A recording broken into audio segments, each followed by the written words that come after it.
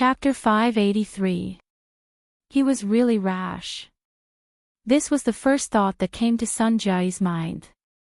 If it were someone else, she wouldn't have made such a low-level mistake.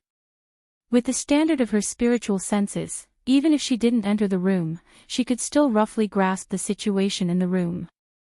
But the problem was that the person she was facing now was an extraordinary genius who had just come up with the cage theory and guided 1,500 ability users and extraordinaries to battle for 300 rounds in the Abyss region. It was this genius who stated that the majority of mental senses were a conflict between violating and being violated. The winner would take it all, and the loser would die. No matter how much self-confidence Sun Jia had, she could only be a violated character in a wrestling match on the mental plane. That was if Luo Nan was interested in her. Sun Jia had never thought of investigating the situation inside the private room. Otherwise, she would only be asking to be humiliated. But Luo Nan, who always had a good reputation, actually did this sort of action. It was really unexpected. Fortunately, Sun Jia had been on the battlefield for a long time and had the ability to deal with it. Her expression didn't change at all. It was as if she was watching a very normal scene. She continued to speak according to the predetermined sentence. Mr. Luo, young master He, are the dishes today to your liking? He Donglu more or less knew a bit about Sun Jia's background. He chuckled and said, not bad, not bad. Especially the appetizer at the front. It's quite creative. Sun Jia's spiritual senses were useless, but the method of observing people that she had trained for many years was still effective. She could roughly judge the current mental state of the three people in the private room. The one who didn't care the most was He Donglu. The one who didn't need to pay attention to the most was Shi Wei. As for the most important one, well, he felt that it was a bit more complicated. Awkwardness was not awkwardness, and calmness was not calmness either. It was more obvious that he was at a loss, as if he did not know how to face it. In the end, he returned to a kind of almost wooden indifference. Such a strange reaction made Sun Jia mark it in her heart. She wanted to test it again, but the conditions didn't allow it. Luo Nan wasn't someone who was good at conversing. Communicating with He Donglu was meaningless. Sun Jia could only exchange a few more polite words before withdrawing. From start to finish, she was gone for around a minute. When he returned to Bamboo Pole's side, Bamboo Pole asked with interest, "How's the progress?" Sun Jia replied casually, "Take your time." Bamboo Pole laughed. "Fine. You've entered the door. Go ahead and have your wicked thoughts. I won't accompany you anymore. I'll go back and work hard." Sun Jia responded, but when Bamboo Pole got up, she suddenly asked, "Does this Mr. Luo of yours have any special preferences? Do you think I'll tell you?" Sun Jia pursed her lips and thought for a moment. She nodded but soon shook her head. "You're not telling me. Is it to keep it a secret, or is it a secret to begin with?" Bamboo Pole was slightly startled, but then he smiled and pointed at her. "You're smart, but don't overdo it. This is advice from a friend." Sun Jia bowed slightly in her chair. "Thank you, goodbye." Bamboo Pole glanced at her again. His finger slid across his brows, and he performed a nondescript salute before leaving with a smile. As she watched her old friend disappear into the darkness outside the restaurant, Sun Jia lowered her head and thought seriously for a few minutes. Then, in her personal storage space, she opened the information that she had already collected and organized. This included all the information regarding Luo Nan that could be gathered from various channels. It was voluminous and hard to count. It was impossible to comb through all this information in a short amount of time, but Sun Jia already had a clear goal. She used her AI to filter and extract all the information she could find on Luo Nan's social interactions in various situations. This included images and written records. She created a new folder, thought for a moment, and named it Persona. Then, she connected to a secret channel through the internet. Maybe we need to increase the input of the psychological analysis team. Yes, we need it now. Luo Nan wasn't too affected by Sun Jiayi's entrance in the private room on the second floor, but he never planned on spending too much time on Shi Wei. Not long after Sun Jiayi left the room, he stopped measuring with his fingers and spoke to He Donglu. Of course it's possible to make a tattoo with extraordinary effects.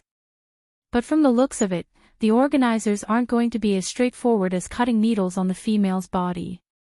He Donglu raised his eyebrows when he heard this. Of course, it was his request to have Shi Wei undress. In reality, the grand banquet that was coming soon had prerequisites arranged. The participating guests would have to compete in the progress of the missions. Once they won, they would possess high authority in the grand banquet.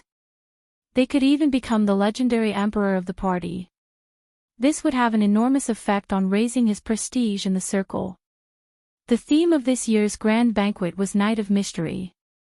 It was clear that the mystic arts would dominate. It was said that it involved a bit of black magic and the like. The prerequisites for the male guests were uniformly interesting tattoos. They had to be completed on the bodies of their female companions and prey. Victory was determined by quantity. Frankly speaking, He Donglu didn't expect Luo Nan, who was an abstinence type, to be able to solve his problem. He just used it as a gesture of intimacy, but he never expected Luo Nan to take it seriously. Perhaps Luo Nan felt that He Donglu had given up a favor to resolve the problem of the winter solstice challenge in order to send King of Symmetry. Alright, being able to be an emperor for once was certainly an enormous temptation. But I really did come here today to do proper business. He Donglu's heart was indescribably depressed, but he still put on a look of pleasant surprise. You figured it out. Probably. What move is it? Luo Nan thought for a moment, but he shook his head. I don't want to say. He Donglu nearly choked to death on the spot. He swallowed the dry air in his throat with great difficulty. He forced a smile and said, isn't it a bit too early to ponder over the competition for the mission? I'm not interested in the so-called mission. Luo Nan just felt that the organizers of the grand banquet had no lower limits in their thinking. He didn't want to dirty his mouth with those words, so he gave a simple explanation and didn't say anything else. I'll strangle you to death. Okay, I don't even believe it myself. He Donglu choked twice in a row. He wanted to get a bit angry, but when he looked at Luo Nan's wooden and childish face, it was hard for him to make excessive guesses. He could only console himself. Forget it. In any case, this is just the warm-up phase. There will certainly be further explanations in the future. With my resources, even if I can't compare to you professionals, it'll be fine if I put in a bit more effort. He Donglu glanced at the hot plate that had yet to be cut. He forcefully suppressed the emotions in his heart. Just like the main dish that had yet to be served, the theme of tonight's banquet had yet to be truly spoken. If he were to lose his young master's temper at this time, he would be whipped to death by his old man later. Originally, he wanted to wait until they tasted the main dish before entering the topic, but now he had to do it ahead of time. He Donglu grinned and warmed up his facial muscles. Then he immediately took out an exaggerated tone.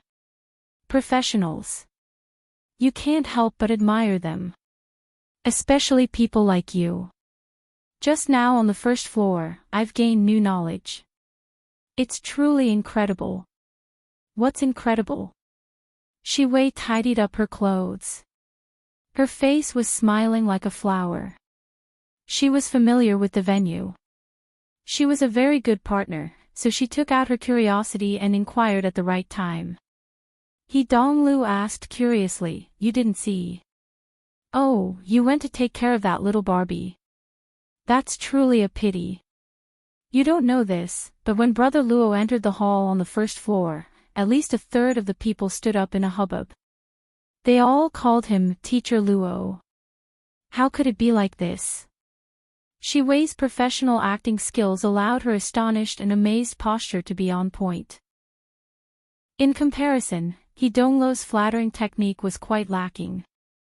Plus, he was a layman to begin with. No matter how vivid his words were, it would only make Luo Nan feel awkward. There was no better effect. Luo Nan looked at his watch.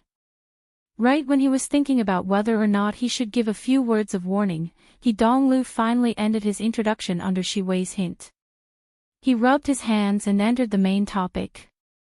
Hey, I'm a layman. There are some things that I can't explain clearly, so I won't say too much and make a fool of myself. I just need to show my admiration. Then let's have a straightforward. The hedonistic young master played with the tone of the Jianghu quite well. Luo Nan felt that these words were more pleasing to the ear than the previous words. He nodded and said, "Just say it. It's like this. I've heard news these past few days. It's about the demonstration equipment related to classroom number 14, demonstration equipment." Luo Nan was stunned. He really didn't understand.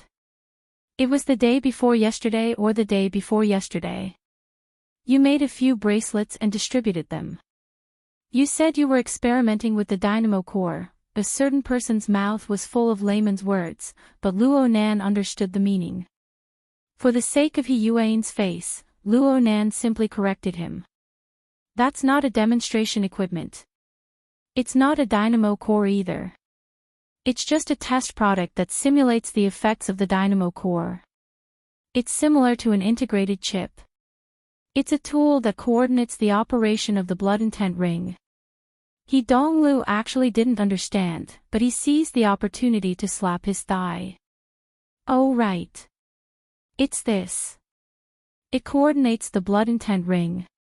Speaking of which, brother, do you have any plans to mass-produce this toy? Luo Nan went, oh. He repeated the positioning from before.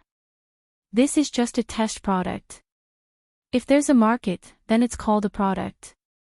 Donglu wasn't good at this, but he was used to being a hedonistic young master. He really had a heroic spirit of his own. Let's be frank. My family wishes to cooperate. Brother, you just need to nod your head, and we'll immediately sign the contract. If there's anything you're dissatisfied with, I'll pull my old man over to talk. Luo Nan responded unhurriedly. I'm still researching the details. I've been making progress all this time. I've already explained the specifics to Sister Yuan. Cough. Don't you find my sister's personality troublesome? Ha! Luo Nan shot a glance over, and Donglu immediately put on a wide smile. I'm saying that her status in the military and the society are already quite subtle. Adding us to the mix, it won't be easy to coordinate. Plus, with her personality, she always has to be within the framework. Isn't it good to be within the framework? Donglu nearly couldn't continue. Luckily, he remembered that this aspect was discussed in the rehearsal. He said, efficiency. It depends on efficiency. Especially when it comes to your research. It's like the difference between a public laboratory and a private laboratory. If you share a piece of equipment with someone, you have to arrange the time and take turns. Isn't that inconvenient? Plus, the branch's resources are within the framework of headquarters. The two sides don't have a good relationship right now. It's hard to avoid restraining each other. It's hard to guarantee the privacy of some projects. But if you have a private laboratory. Chapter 584. The jeep crushed through the night, speeding along the high-speed magnetic rails on the outskirts of Xia City. Clara was silent the entire way. She was also in a daze the entire way. She only came back to her senses a bit when she saw that they were about to meet the splendid lights of the city. This was due to Bai Yu's message reminding her. Where are we? Don't turn around. It's freezing me to death. Bai Yu's message was followed by an emoticon of teeth chattering and shivering inside an ice cube. Clara couldn't help pursing her lips into a smile. She looked at the night outside and used the virtual keyboard to reply, "We've already entered the rooftop area." The virtual keyboard's luminous effect flickered in the back seat. The little girl always loved to design a few gorgeous colors. She usually felt that they were quite gorgeous, but when she saw the slender figure and the calm and serious face of her peer under the gaudy colorful lights, Clara suddenly felt that the spacious back seat of the car had become cramped. The complicated emotions she had suppressed with great difficulty in the previous half hour were like the flickering lights in the car. They were completely exposed before the eyes of others. At least that was what Clara believed herself to be. She subconsciously held her breath and turned off the keyboard. She wanted to return to her previous state of silence. The person next to her seemed to turn his head to glance at her. It also seemed that he didn't, but Clara felt her entire body become sensitive. Her slightly curled long hair touched the exposed nape of her neck. It was clearly a bit damp. The 20-minute car ride had yet to dry the humidity of the villa's hot spring. It was just like the weeds in her mind. Back then, Wei had intentionally or unintentionally hinted that her own fantasies, including her preparations to abandon herself to despair, appeared absurd and lowly in front of the magnanimous actions of her peer, whom she had only interacted with for half a day. Clara still didn't know, or perhaps she didn't want to know, whether or not Luo Nan understood her preparations. She could only hang her head like a quail. She allowed her fantasies and illusions to weave into a net in the darkness, tightly binding her head and chest. She found it hard to breathe. The incorporeal needle of time suddenly sped up and then slowed down, teasing and tormenting her to its heart's content. This feeling, which could only be experienced by herself, seemed to be even more unbearable than the conflict outside the restaurant an hour ago. Until the jeep reached its destination. "That's by you." Luo Nan finally opened his mouth. The jeep cut into the city road as he spoke, slowly stopping by the side of the road. Bai Yu, who had wrapped herself up like a hairy ball, was hopping around under the streetlights. She saw a small tank-like SUV come over, and she subconsciously jumped back a step. Only then did she see the car door open. Luo Nan, dressed in thin casual clothes, got off the car. Clara came down from the other side and circled around the back of the car. Bai Yu immediately pounced over and hugged Clara as she called her idiot over 10 times. Clara originally thought she had overcome the most difficult hurdle, but as soon as she heard Bai Yu's words, the emotions hidden in the corner of her heart broke through the dam. She hugged Bai Yu and started crying again. Luo Nan was truly helpless when faced with this sort of situation. He immediately had thoughts of fleeing far away. He watched as Clara wholeheartedly hugged Bai Yu and cried. Bai Yu came back to her senses a little, so he focused his voice and whispered in her ear, "Your house is nearby, right? Clara, take care of him. Call me if anything happens." Bai Yu was dressed like a hairy ball, and she still had to hold Clara, who was crying so hard that her body went soft. She swayed back and forth, struggling quite a bit. She couldn't help but open her eyes wide when she saw Luo Nan actually shake his hand and leave. But she was unable to criticize him, so she could only pout, "My house is right behind me.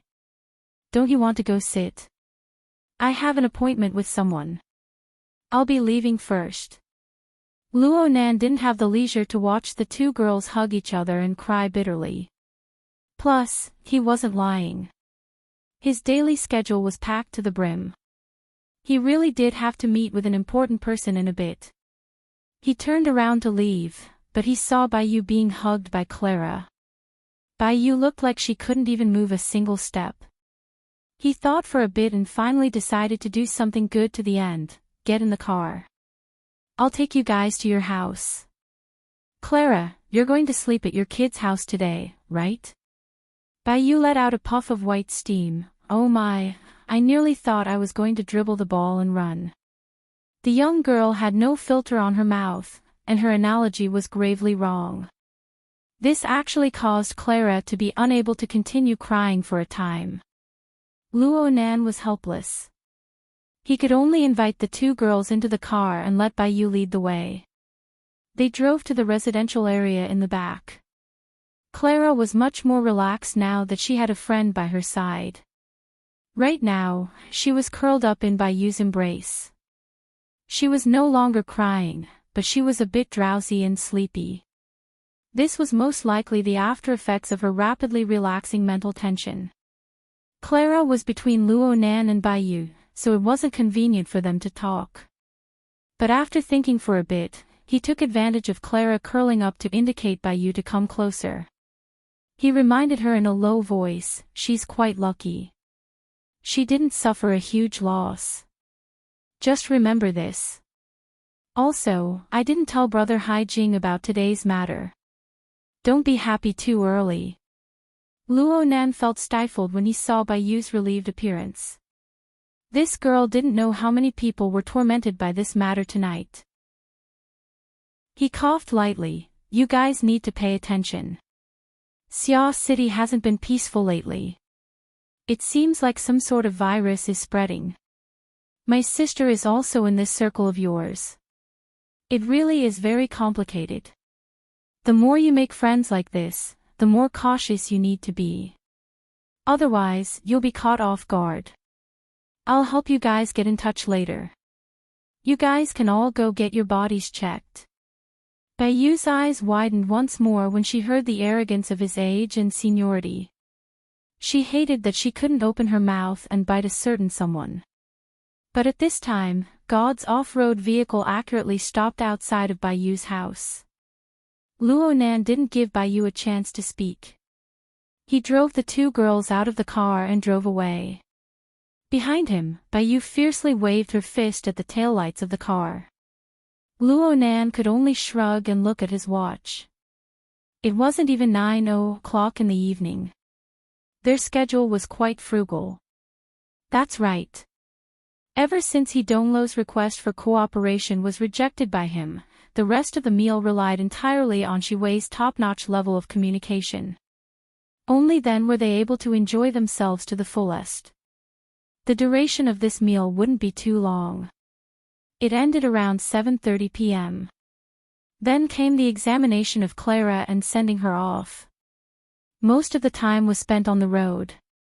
Luo Nan sighed and rubbed his head. His thoughts weren't particularly smooth. He felt that it was strange when they talked about cooperation during the meal. The relationship between He Yueyin and the He family seemed to be a bit more distant than he imagined. He Yueyin was clearly the one who transferred the invitation this time as a middleman. Ever since the lecture on the 14th, Luo Nan's private communications had always been in friend and family mode. Anyone who wasn't in his address book would automatically be rejected. It was all thanks to He Yueyin that He Donglu was able to contact him. And it was because of this that Luo Nan looked down upon He Donglu, or perhaps the He family behind He Donglu, who wanted to start a new business. If it weren't for the fact that the young master of the He family had resolved the winter solstice challenge, Luo Nan wouldn't even be bothered to smile at He Yueyin.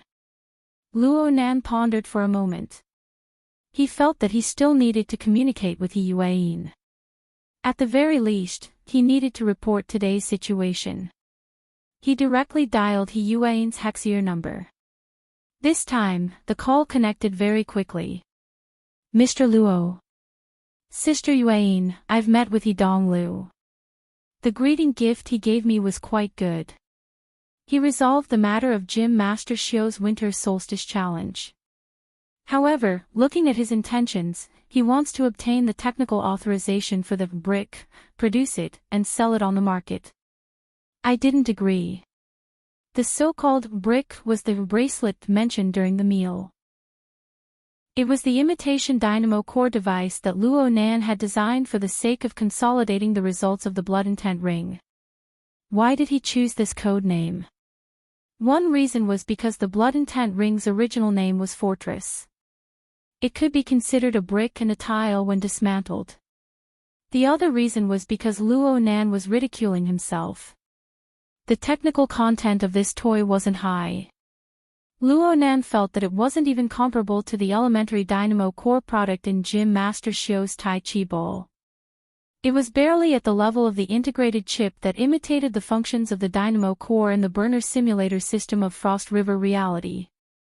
It had a weak structure, a single function, a low-quality product rate, and a high failure rate. The frame of the Blood Intent ring was still floating in the abyssal region. It did have a bit of a guiding effect. Otherwise, it would have been too heavy to use as a toy. From Luo Nan's perspective, this brick was the most standard of failed products. It had the backing of the virtual brain system. It had a detailed user manual as a foundation. He had copied and copied, but the first product he created was actually this toy. He himself was ashamed to the point of being flustered, let alone others. So when Donglu brought up the matter of cooperation with this thing, Luo Nan felt that it was a slap in the face from his perspective. Even if Yuan wasn't there to separate them, he would still pass it in the first instant. Yuan did not inquire about the reason or the details regarding Luo Nan's decision. This was her special quality that made people feel comfortable. She absolutely wouldn't waste her breath on things that had already happened. She just used the most practical angle to cut in and seek a more appropriate solution. Donglu is just expressing his attitude. There's no harm in refusing. It won't affect the He family's overall attitude. I remember Mr. saying that you wish to further perfect the design of the brick. If the current research and development conditions provided by the branch are able to satisfy your needs, then there's no need to be in a hurry to deliver the results. We can avoid being distracted. Luo Nan felt that Yuan had spoken to the bottom of his heart. With 2 hours of dinner time tonight, he could do anything. Of course he could cut off the winter solstice challenge. This bit of price was worth it. Luo Nan naturally had to express his gratitude. In any case, I will certainly be indebted to you for helping me resolve Gym Master Xiu's troubles. I've spoken to Donglu. Sister Yuan, you might as well help me pass on the message. Luo Nan's words actually contained the meaning of, I only recognize you from the He family. It could be considered a small gesture of support. But Yuan just replied, Donglu only needs to say it once. Besides, this is what the He family should do. Luo Nan didn't understand these words. Then Yuan changed the topic. Mr. Luo, I've already sent over the latest information regarding the investigation of the mutant infection. It mentions that although Lon Lin is a carrier of the virus, the relevant departments have already made him harmless after the incident at the Municipal Plaza on the 17th of last month. We can basically eliminate the possibility of him becoming a source of transmission again. Chapter 585. It was already 9:45 p.m. by the time Luo Nan walked into the house. The clear sound of the zither passed through the door and entered his ears before he even entered the door. The subtle sound of him opening the door was also completely drowned out by the bright and lively sound of the strings being plucked. It was to the extent that in the living room, besides Rui Wan, who was sitting in a standard posture on the piano stool facing the door, no one else noticed his arrival. A family concert. Even though Luo Nan's mood couldn't be considered all that great, he still relaxed a bit. He quietly changed his shoes in the entrance hall and walked into the warm living room. Right now the entire family was gathered around the sofa in the living room, aside from Luo Nan who had just returned. His uncle and aunt sat on the main sofa, shoulder to shoulder, with their backs against the door. Only the back of their heads was exposed. Mo Ping sat on his aunt's side. He rested an arm on the armrest and swayed back and forth, but his body was sprawled on the carpet. He was very comfortable. But in terms of comfort, it still belonged to Amoya, who occupied one side of the sofa and the chaise lounge. This sister didn't have a proper posture when lying down. She didn't have a proper posture when sitting. Her slender waist rested on the armrest. Her long legs were half bent and half straight. She was so idle that it made one's hair stand on end. Yet she still held the guitar. Her fingers and the plectrum plucked the guitar strings back and forth. She was as agile and dazzling as ever. This song was adapted from a classic rock song. Moya had returned to her old profession and was in charge of the melody. Luo Nan listened to this part. The interludes and gorgeous polyphonic interpretation, and even the finger-picking techniques were used. The rich timbre and improvisational variations perfectly verified the high validity of the nickname, Finger Palace. Compared to Moya, Ruewen sat upright under the cover of Moya's gorgeous melody.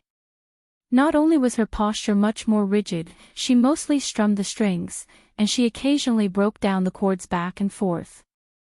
She also appeared much simpler. However, the metal strings beneath her fingers vibrated slightly. The resonant amplification of the single-panel box allowed the deep and penetrating timbre to be divined out.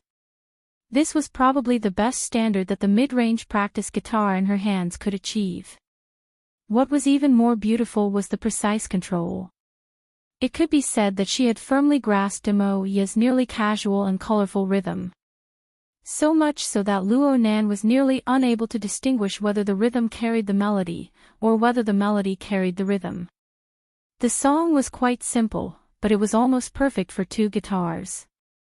At the end of the song, before Moya could comment, Mo Peng was already cheering loudly and praising, Ruewen's rhythm is unparalleled. I-oh. Speak properly. Luo Shuqing slapped her son's scalp. Mo Peng didn't even have time to complain when Ruewen stood up from the piano stool. She nodded her head in greeting towards Luo Nan. Only now did the others see Luo Nan enter the door. Luo Shuqing also stood up. She looked up at her watch and frowned. It's almost 10 o'clock. You've been wandering outside all day. How did you learn from Mo Peng? Mom. Mo Peng was just about to prop himself up, but he didn't have any strength left. He was filled with grief and indignation. I go home on time every day. Why aren't you worried that Nanster will lead me astray? Go upstairs and sleep. Luo Shuqing gave her son a light kick. She had the heart to instruct Luo Nan a few more times, but when she thought of the special circumstances her nephew was in right now, she was unable to continue for a time. Luckily, her husband spoke up at this time. It's already 10 o'clock. Ruewen has practiced the piano for nearly 2 hours. She must be tired. Everyone should go to sleep. Yep. Nan needs to adapt to the new rhythm as soon as possible. You're still young. Learning to enrich yourself and laying down your foundation is the most important thing. You need to calm your heart. Luo Nan obviously knew what his two elders were worried about. He went, yep. He didn't make any empty promises. He was just like he was in the past. He was an introverted and quiet child. If he could really be the same inside and out, then that would be the most gratifying result for his aunt and uncle. Okay. Everyone wash up and go to sleep. Ruewen can consider going on stage with me this weekend. Moya stood up as well. She grabbed her guitar and stretched her back. She even waved her hands twice in passing, emitting a humming sound. Luo Shuqing couldn't find her daughter pleasing to the eye no matter how she looked at it. Going up with you to swing a sledgehammer. If we really do swing, then we'll be excellent idols. Moya walked barefooted, giggling as she walked upstairs. She was completely unaware that her unintentional words had caused Luo Nan to subconsciously frown. 5 minutes later, Luo Nan knocked on Moya's door. A few seconds passed before Moya opened the door for him. She wore only a thin nightgown and her hair draped over her shoulders. She clicked her tongue twice. What a rare guest. It seems like a certain someone hasn't come to visit since he's no longer lacking in funds. That must be the reason why you ran away from home for nearly 2 months. The corner of Luo Nan's lips twitched as he retorted. He walked straight inside. He wasn't in the mood to joke around with Emoya. Emoya indicated for him to sit on a chair by the window. She sat on the edge of the bed with her legs bent. She casually fiddled with her hair. "What's wrong? You look like you're suffering from a deep hatred. Did you hear some annoying news from your circle?" You could say that. It was easy to talk with smart people. Plus, Luo Nan didn't have any misgivings about many things since he exposed a few of his true circumstances. He didn't need to beat around the bush. "My circle is fine. But it's best to be a bit more careful when you're in your circle. There's news that to be exact, in your company, there's at least one, maybe many virus carriers. HIV. It's even worse than that." Luo Nan extended his hand and gestured at Emoya's head.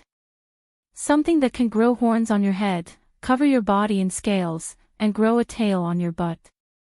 Emoya was stupefied. Then she reacted, "Mutant." In this era, the threat that mutants could bring about, from reality to rumors, were all sorts of assaults that disturbed people's thoughts. Emoya's reaction wasn't out of the ordinary. Luo Nan recalled the information he had just obtained from the branch's data. He felt that it was useless to talk about these things too much. It was most important to let Emoya clearly understand where the source of danger was. "Your company has already confirmed that the infected and carrier is Ji Cheong. Of course, she's already under control. There's also a suspected case right now. We're currently tracking and controlling it." "Yeah. It's that excellent idol, Lon Lin." "Ji Cheong. Lon Lin." Emoya pondered for a moment. A smile rippled from the corner of her lips. "I have a rough idea. It seems that this virus is transmitted through sexual channels. Couldn't women be a bit more reserved these days?" Luo Nan choked for a moment.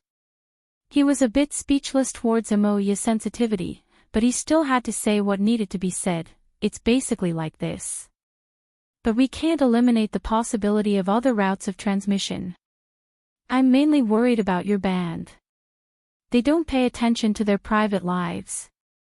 According to our intelligence, Electro-Harpies has been quite active recently.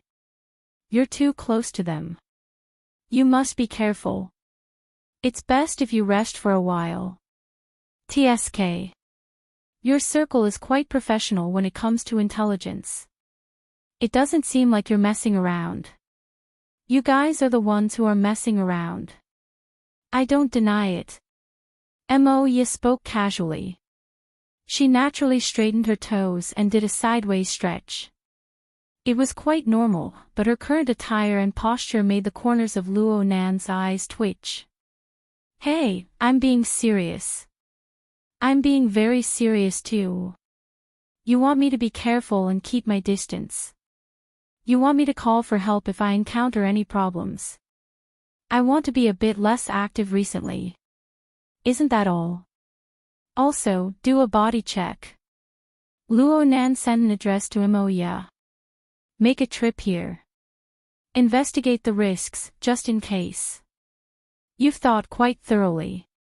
A scholar who hasn't seen for 3 days has a whole new level of respect for you." Emoya returned to her cross-legged sitting position. Her body leaned forward slightly. "Then how did you think about the matter with Ruewen?" Ruewen. Luo Nan couldn't turn his train of thought for a time. "What's wrong with Ruewen? You arranged Ruewen's grade in class.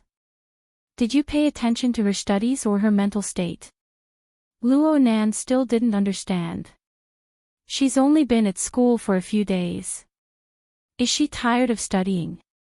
Luo Nan spent all day with Ruewen at Acumen College. He didn't discover anything abnormal. He didn't believe that anyone could discover any changes in Ruewen's mental state. The smile on Emoya's face faded. "I want to ask. How can a child with only 3 to 4 years of memories keep up with the 7th grade curriculum?" Luo Nan opened his mouth to speak, but he was unable to make a sound for a time. "That's right. He knew that Rue Wen's relatively clear life memories were only about 3 years. At most, it wouldn't exceed 5 years. And within that time, the laboratory and the fighting arena made up nearly all of her elements. Of course, this was abnormal. But Luo Nan knew that Quantum Corporation had installed special equipment in Rue Wen's brain when he rescued her from Jack's hands. It was used to control accidents. Under these circumstances, modifying and erasing memories wasn't something hard to understand. The relevant research of the Xia City branch also showed that it was practically impossible to form a complete personality with 3 to 5 years of memories. So there was reason to suspect that Rue Wen should have possessed a relatively mature behavior pattern early on. It was just that the relevant memories were all erased by Quantum Corporation. Rue Wen's current situation was formed on this basis. With Quantum Corporation's methods, the only way to find out about Rue Wen's past situation was to flip through their database. But there was already a slim chance of completely recovering her past memories. It was useless to tell Mo Ye too much about this complicated matter. Mo Ye's focus wasn't on this. She only has 3 to 4 years of memories, and she only has the ones from the underground fighting arena. This means that Rue Wen's learning foundation is practically zero. Even though she's very smart, it would be very difficult for her to catch up in a short amount of time. What's more, everyone can see that her energy and interest aren't on this. Luo Nan could only admit it.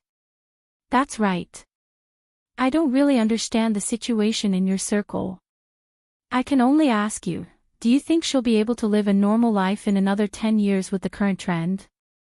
What I mean is that she'll have a normal social circle. She'll become a complete person in society. She won't just live on a certain side. Why do I feel like you're talking about her being a gangster? Though Luo Nan said this, he felt quite diffident in his heart.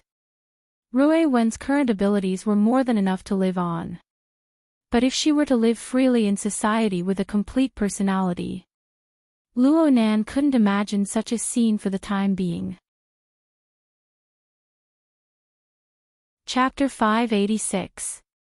Luo Nan came out from Mo Ye's room. His eyebrows were locked. He had originally come to warn Mo Ye. He never thought that he would end up with a head full of thoughts. He understood Mo Ye's intentions. This sister saw Rue Wen's talent in music and wanted to bring this little girl into the profession. Luo Nan had to admit that Mo Ye had a good eye. The essence of music was organized sounds. Any sound could be summed up as the vibration of an object. And Rue Wen's body and soul were mixed together. Inside and outside were one. This was the highest form of vibration that Luo Nan could currently recognize. This realm of using simplicity to control complexity was indeed a talent that no one could reach when used in the path of music. The technical discussion could be discussed later. Luo Nan was thinking that rather than letting Rue Wen painstakingly catch up to her peers and forcefully assimilate into normal society, it would be better to display her strong points and put on a layer of disguise in the normal world. Rue Wen was still young. He could wait and let her decide for herself. But he thought a bit more. With Rue Wen's temperament, she might not be able to express her thoughts clearly even if she had them. Preparing for a rainy day wasn't wrong. Luo Nan thought too much. His mind was a bit muddled. Legally, Mo Hai Heng and Luo Shuqing were Rue Wen's guardians.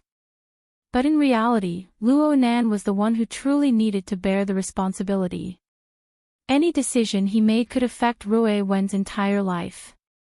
This was real pressure, and there was no outlet for it. Perhaps only by watching Rue Wen slowly form her ideal appearance would he have the chance to breathe a sigh of relief. Luo Nan walked toward his own room. He had just taken 2 steps when he subconsciously turned his head. He saw that the door to the small room on the west side of the 2nd floor was closed. He hesitated for a moment, but he still walked over. He hesitated in front of the door for half a second. In the end, he decided not to be hypocritical. He skipped the process of knocking on the door and pushed it open to enter. This was Rui Wen's room. The room wasn't large, but it was decorated with care. It was mainly a warm and simple beige color, probably to neutralize Rui Wen's cold colors. This was the handiwork of his aunt and Moya. There was no one in the room right now, but Luo Nan didn't find it strange. He continued to walk inside. The biggest reason he chose this room for Rui Wen was that there was a small, open balcony on the west side of the second floor. Rui Wen was on the balcony right now. Luo Nan entered the balcony. The first thing he saw wasn't Rui Wen, but Ink, the enormous bald crow.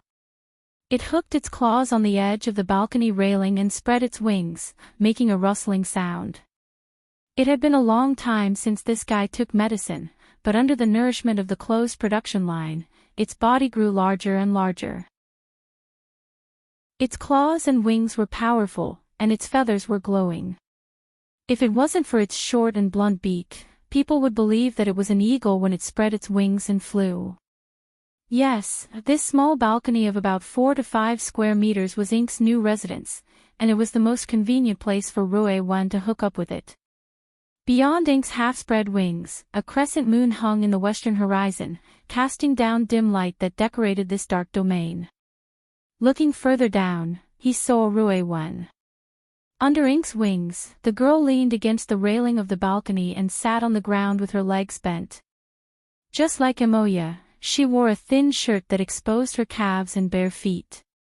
The cold of the winter night had no effect on her. Rui Wen's eyes were closed, and she still held the practice zither in her bosom. She casually plucked the strings, and the soft and cool melody of a single note was like a breeze in the night. It brushed across Luo Nan's face, causing a wave of subtle tremors to rise on his skin. But when he carefully experienced it, it was like the rippling ripples of a river. It was so clear that the bottom could be seen, but there was a vacant emptiness within. Luo Nan could sense the regular deformations of the vibrational waves of the metal strings as they penetrated through the texture of the zither board, but he was unable to experience the part that belonged to a person under this transparent and clear tone. He was already used to this sort of Rui Wen, but Emoya's words crossed his mind. He couldn't help but have a different feeling grow in his hair. The balcony was very small. It could only fit Rui Wen by herself. Luo Nan didn't move forward. He stopped at the junction between the room and the balcony, and he half knelt in front of Rui Wen. Rui Wen must have felt Luo Nan approaching her, for she opened her eyes. Her deep and serene pupils were bottomless, and he couldn't see the emotions that a normal person should have. It was just like the sound of the zither flowing under her fingers. Luo Nan was a bit dazed when he saw these eyes. Right now Rui Wen was like the silent curtain of night outside the balcony. She was perfect like a painting, but she had completely blended into the background. There wasn't a single vivid focus. Her thoughts, hobbies, inclinations, ideals, and even her selfish desires were all buried beneath these dark pupils. Or perhaps there was simply nothing beneath them. What could be assembled from 3 or 4 years of memories? Not even a bit of it was forgotten? Jack. The underground fighting arena. The laboratory. Death. Luo Nan didn't want to think any deeper. The matter was far from being as simple as it was when he first made his decision. Perhaps Rui Wen's way of surviving in society had never been a difficult problem. It was how to let her live a high quality of life. Just like all parents hoped, to let their children live freely, happily, and with dignity. This was the crux of the problem. But could the Rui Wen before his eyes really do it? If she couldn't, then how should he adjust? Luo Nan was really a bit stupefied. He was in a daze, and Rui Wen just looked at him like this. Her fingers were still plucking the strings, but it was a subconscious action. Right now Rui Wen was like a robot doll waiting to be inputted with commands. That, Luo Nan spoke half a sentence, and his mind became even more stuffy. His originally unformed words were completely blocked up.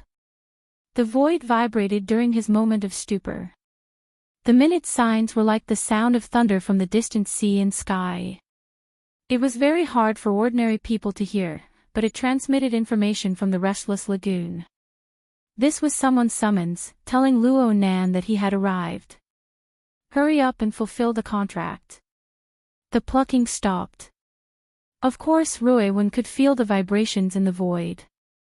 She had gotten used to it over the past few days, so she put down the guitar and made preparations for her next move. Ink felt the change in the atmosphere and spread its wings to fly up. The scene in the curtain of night turned from stillness to stillness, and Ruiwen turned from a doll to a soldier on standby. She was no longer in a daze. But was this the state that a girl should be in? Then again, what should a normal girl, no, a normal state be like for someone of the same age? It seemed that Luo Nan himself didn't have a set of rules. Luo Nan really couldn't think of what to do next.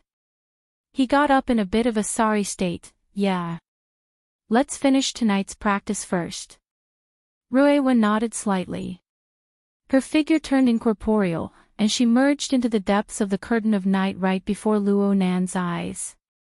Luo Nan was stupefied for a few seconds before he picked up the guitar that Ruiwen had tossed onto the balcony. He carried it back into the room, gently leaning against the wall as he put it down.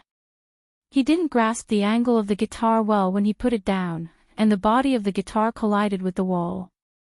The guitar let out a buzzing vibration, turbid like his current mood. Half a minute later, Luo Nan lay on the bed in his room. He closed his eyes, and his terrible mood slowly settled down. What replaced it was a clarity and calmness that gradually approached instinct. Luo Nan's mind broke through the cage, piercing through the turbid mental region of the public. He entered the lagoon, a similarly chaotic and even more berserk domain. In the lagoon, the power structure that came from Ghost Eye was like a shining lighthouse amidst a violent storm. It marked the position and depth of extraordinaries, and it issued a provocation to Luo Nan. Come. Let's fight another 300 rounds. After the 14th lecture ended, Ghost Eye Che-yi displayed his specialty in being shameless. He claimed to have lost the wager and willingly stayed in Xia City to serve as Luo Nan's sparring partner. She wanted to squeeze out elements that could be used by Luo Nan from the cage theory that Luo Nan had elucidated and put into practice. She wanted to improve her own foundation and seek a new breakthrough.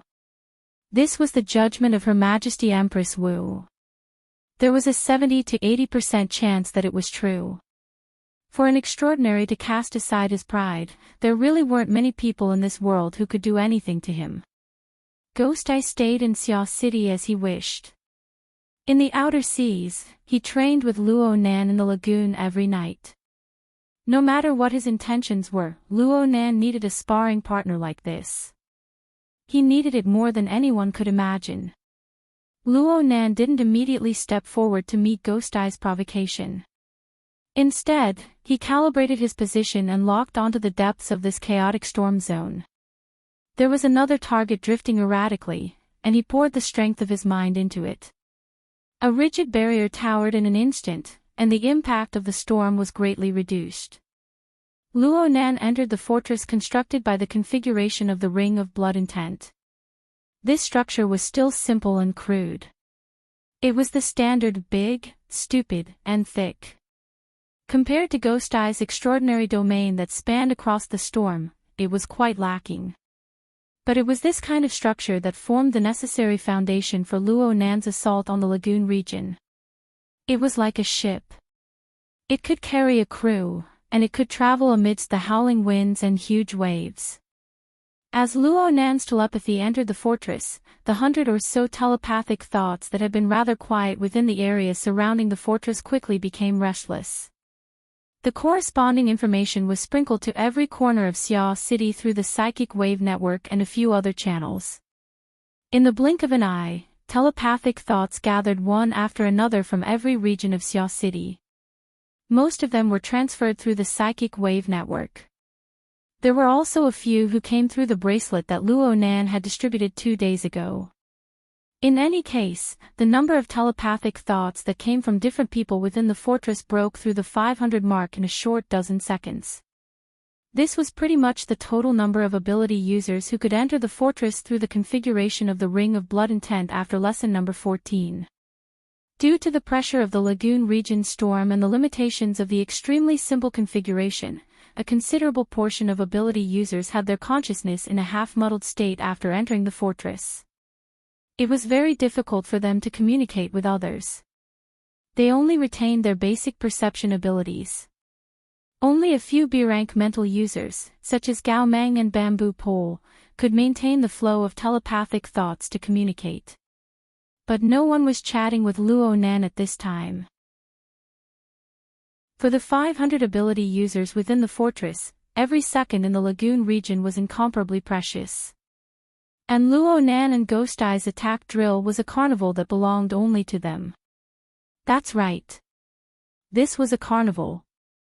Luo Nan borrowed the strength of the fortress to blast Ghost Eye with his first shot. He pushed against the energy turbulence of the Lagoon region, transmitting the destructive shock several dozen kilometers away. Chapter 587. The revelry didn't last too long.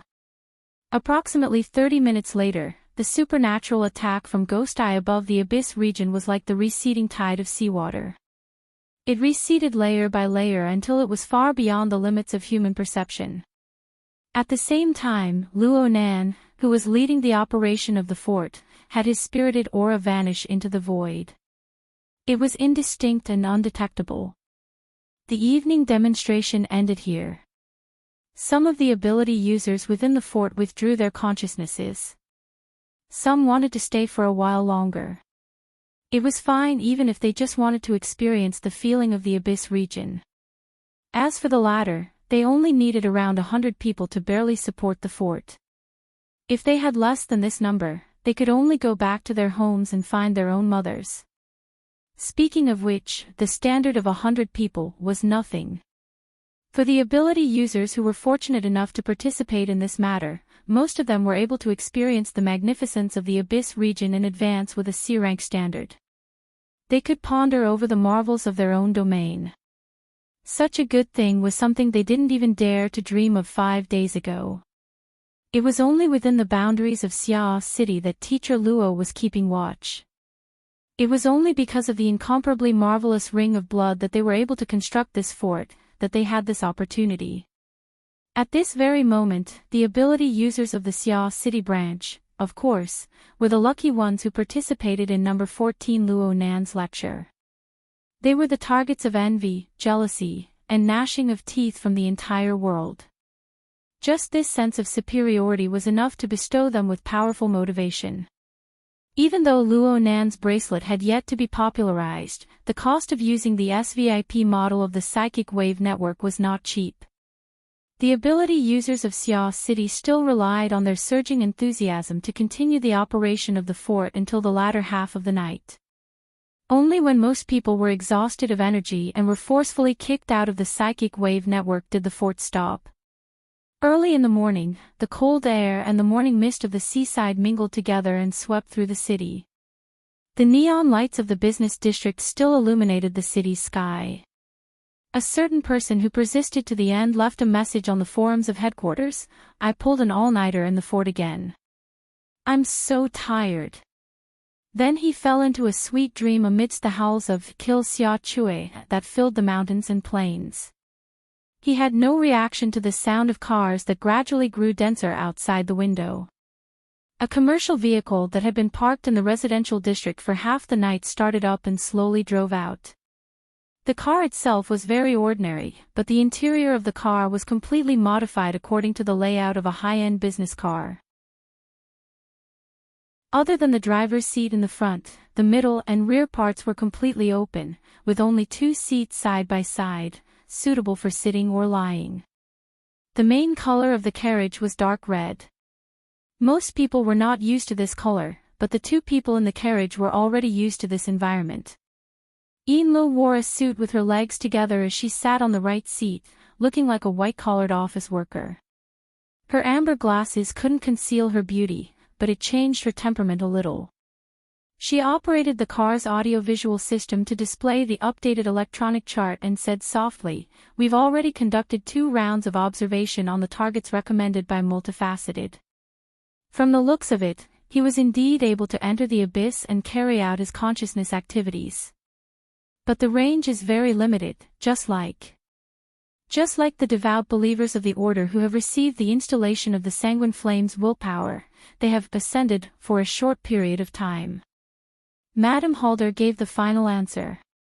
After a month, the leader of the Sanguine Order had once again set foot in the territory of Xia City.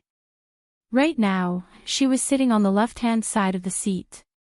Her face was expressionless, but she stuck out her pinky out of habit. Her blood-red fingernail lightly scratched the old wound on her cheek, feeling the slight itch and pain. Enla blinked her eyes behind her glasses. Even though Madame Halder was the first to blame him, what she said just now was a bit out of line. She lacked reverence for the Sanguine Flame's willpower. She was too close to the control faction. However, Enla didn't say anything. She continued to analyze the information, corroborating with Madame Halder's opinion. The car drove out of the residential district and followed the flow of traffic through the city of Xia City. Approximately 10 minutes later, in between reports, Enla looked out the window and said softly, "The central station is up ahead." Madame Halder also shot a glance out the window. She didn't say anything, but she took over the control of the audiovisual system. She cut off the chart and replaced it with an image from the surveillance system of Xia City. The date was the night of the 14th of this month. The image had already been processed to mark out a special existence within the flow of people. Actually, even without the marking, Madame Halder and Enla could quickly identify the target. They were all too familiar with the figure's back, including the clothes. Enla promptly switched to the main topic. "We're still checking the surveillance system of the station, but the target should be avoiding the cameras on purpose. We haven't found any valuable clues for now." She stumbled a bit, but in the end, she still chose the neutral word target.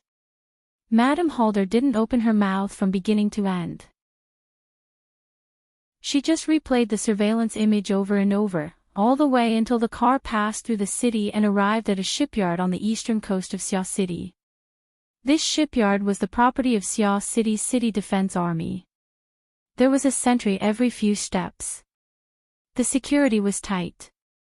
But when Madame Halder's business car drove out of the security zone, there were already military guides waiting for them.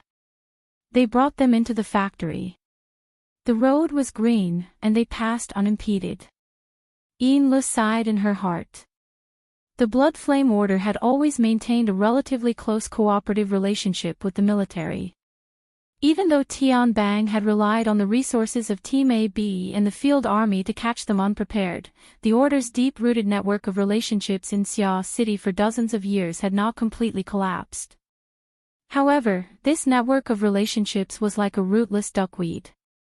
Even a high-level member of the Order like Enla found it hard to accurately estimate how much longer it could last. The car drove all the way to a certain shipyard by the sea. This was originally a spare factory for assembling coastal warships. Most of the equipment here had already been discontinued. They only borrowed the special environment of the shipyard to store a special creation that was hauled back from the sea. Madame Halder and Enla got out of the car one after another. They only needed to raise their eyes to see the ash-gray hill floating in the sea below the shipyard.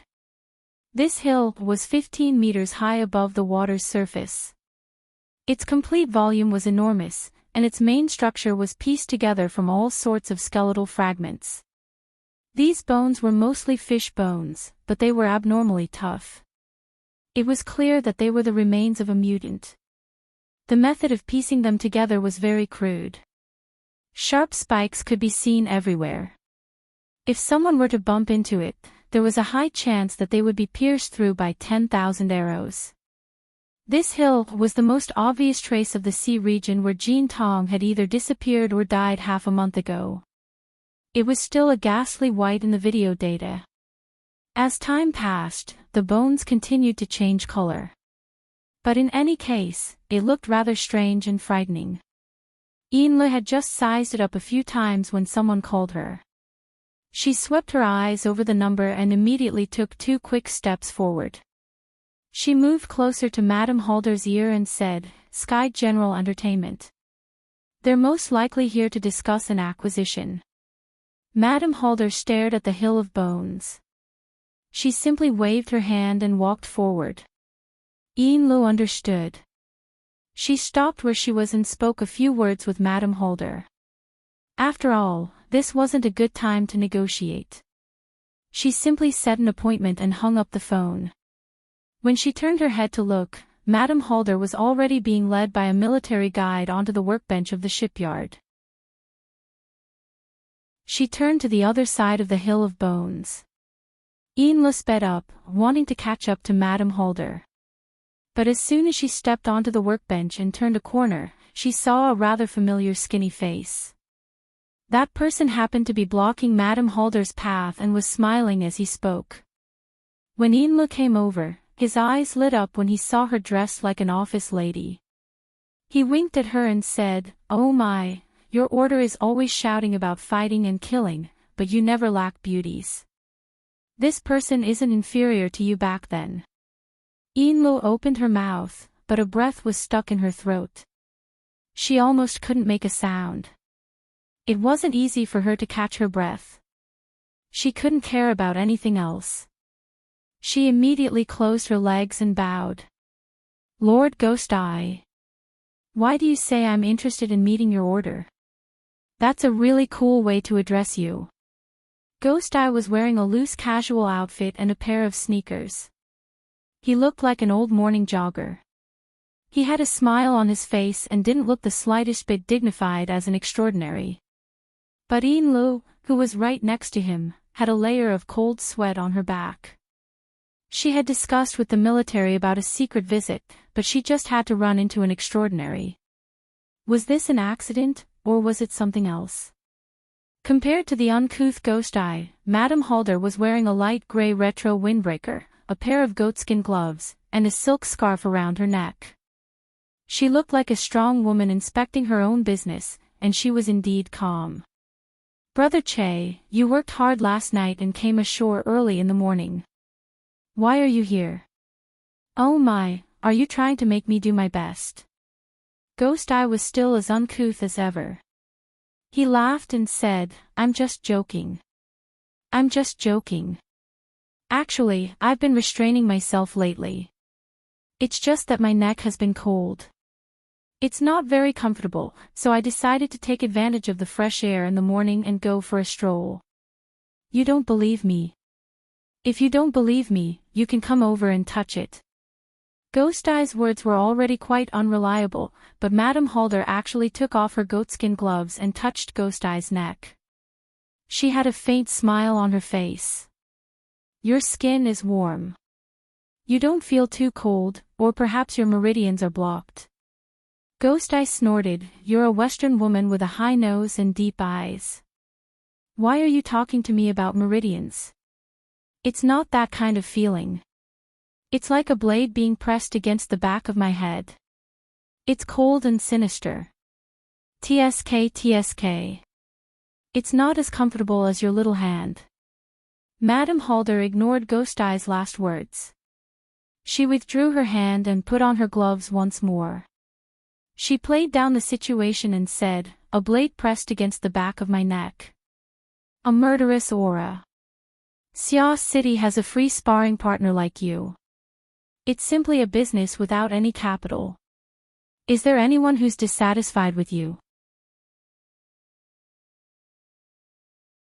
Chapter 588. Madame Halder and Ghost Eye sat on the workbench in the shipyard.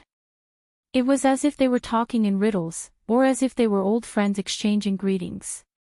They did not exchange many words, and then, with smiles on their faces, they walked away, one going up, the other going down, and did not meet again. Enle followed behind Madame Halder. Aside from the initial greeting, she didn't say a word.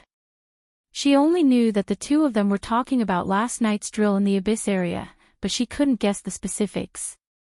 But what she could be sure of was that Madame Halder and Ghost Eye must have reached some sort of tacit understanding. Otherwise, why would they have to create a coincidental encounter in this military base for others to see when and where they could talk about such gossip? Enla lowered her eyes. A month ago, she was only one of the 2 deputy officiants in the order. But now that the traitor, Ren Hong, was dead, she was undoubtedly the first in line to inherit the position of officiant. Her position in the order had risen to an unprecedented height. But when did Madame Halder and Ghost Eye get in touch? The 2 of them had such a close friendship, but no matter what kind of difficult situation they were in, Madame Halder never revealed anything. Why was that? Enla had a subtle feeling in her heart, but no matter what, the benefits were immediate. No matter how dire the blood flame order was, having an extraordinaire appear and communicate with them in a friendly manner was an excellent card to play. The guiding personnel of the military were dumbfounded at this moment. To him, this was undoubtedly a very important piece of information. And when this information was sent to the military decision-makers, it would probably boost the blood flame order, which was currently in a rather passive position in D City. Enla pondered over this in her heart, but since Madame Halder didn't say anything, she couldn't ask. A minute later, Ghost Eye, who had finished circling around the white bone mound, did not even say goodbye and just left. She finally calmed down and carefully observed the white bone hill that was right in front of her. In fact, the higher-ups of the Blood Flame Order had already analyzed the white bone mound from all sorts of images and information. This time, they were seeing the real thing in person to verify their previous analysis. Enla soon confirmed that 99% of the White Bone Hill structure was based on the Blood Soul Temple. As for the remaining 10%, it was just a deviation caused by the impact of the energy. Most importantly, even though it had been half a month, he could still vaguely feel the special spiritual waves radiating from it. Outsiders wouldn't be able to guess, but as the deputy officiant, Enla could tell at a glance that during the process of shaping the White Bone Hill, there had been an astonishing energy exchange.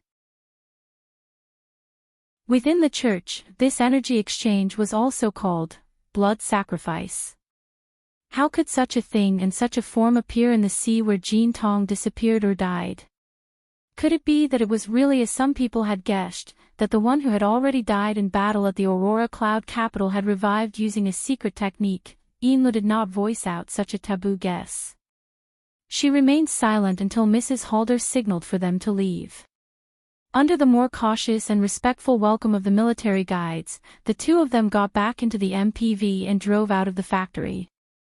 In the car, Madame Halder had been resting with her eyes closed, or perhaps she was deep in thought. Only when they reached the highway did she open her eyes and speak. Luo Nan wants to kill someone. Enla was suddenly stupefied. Her thoughts had been swaying between the White Bone Hill and Ghost Eye. She hadn't thought of Teacher Luo, whose name had already shaken the world even though he hadn't reached adulthood. She was a bit stupefied for a time. Luckily, she quickly came to her senses. Madame Halder and Ghost Eye had mentioned the drill in the Abyss region earlier. Luo Nan was the core character. But the matter of killing someone. Madam, who do you think Luo Nan wants to kill? Madame Halder took off her kid leather gloves and placed them on the armrest of her seat. Her right hand, which had just caressed the back of Ghost Eye's neck, opened and closed twice. She spoke a few seconds later. According to Ghost Eye's explanation, Luo Nan is using the drill and name to familiarize himself with the attack patterns of the Abyss region. In reality, he's using Ghost Eye as a simulated target. Since he's using Ghost Eye as a simulated target, it's very likely that the target is a mental type extraordinary. Enla was speechless. She said after a while, even if he's practiced 100 or 1,000 times, he'll still kill extraordinaries as he pleases. Her voice suddenly cut off. Enla thought of Jean Tong at this moment. Madame Halder's gaze stared at her own right hand. She muttered, Ghost Eye means that he can faintly sense a certain hidden threat. Perhaps that threat is Luo Nan's trump card in beheading Jean Tong. But Jean Tong is a fleshly type after all. It's very hard to completely imitate his previous experience. That's why he needs Ghost Eye as a live target. There are only 30 or 40 mental type extraordinaries under the heavens. Who could it be? Yinlu didn't speak. She was still digesting Halder's judgment.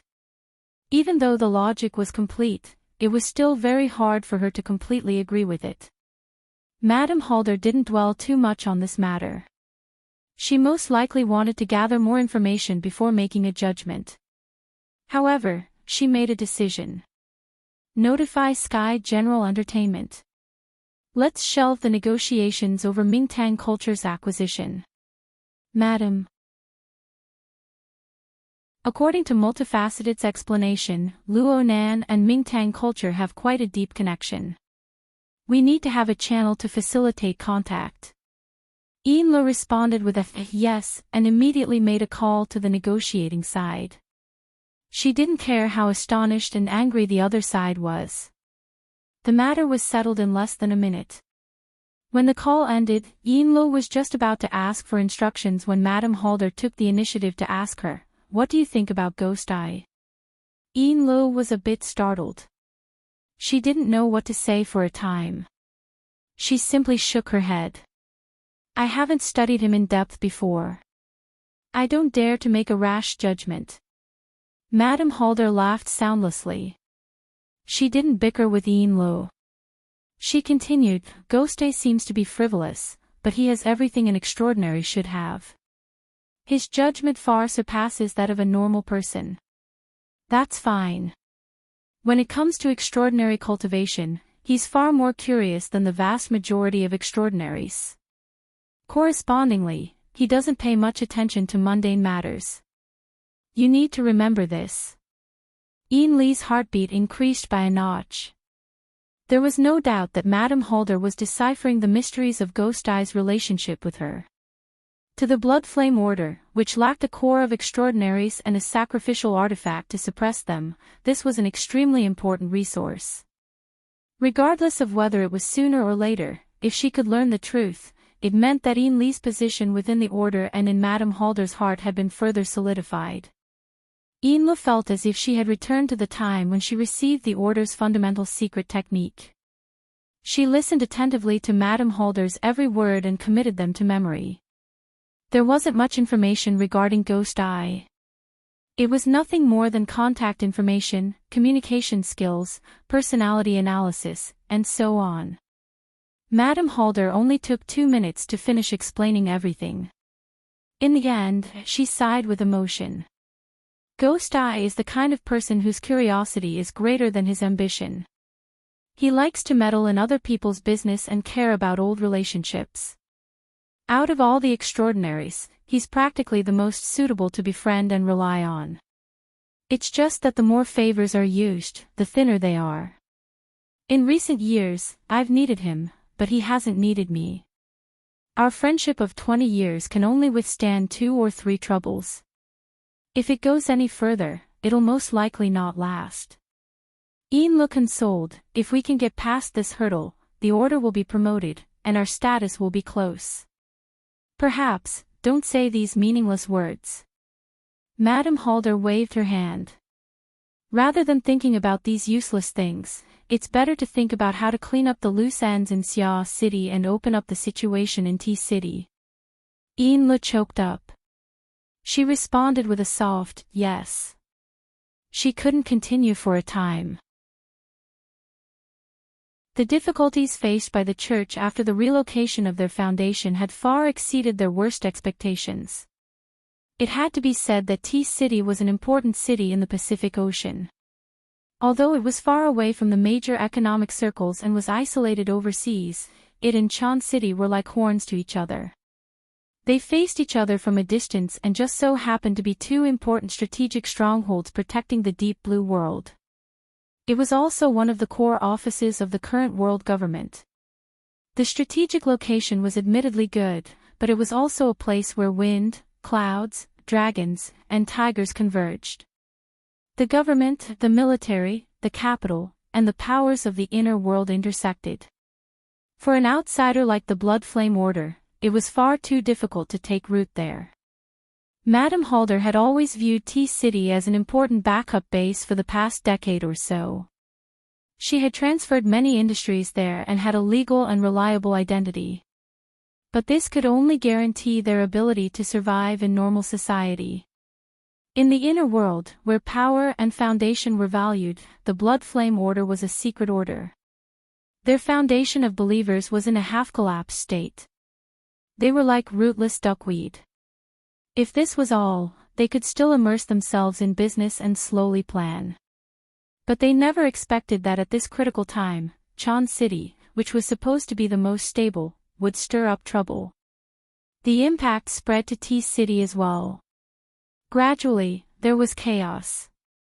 Ianlo understood that under these complicated circumstances, Madame Halder had put down the multitudes of affairs in T-City and returned to Xia City. Aside from dealing with the loose ends of moving out of Xia City, there was also a large part of it.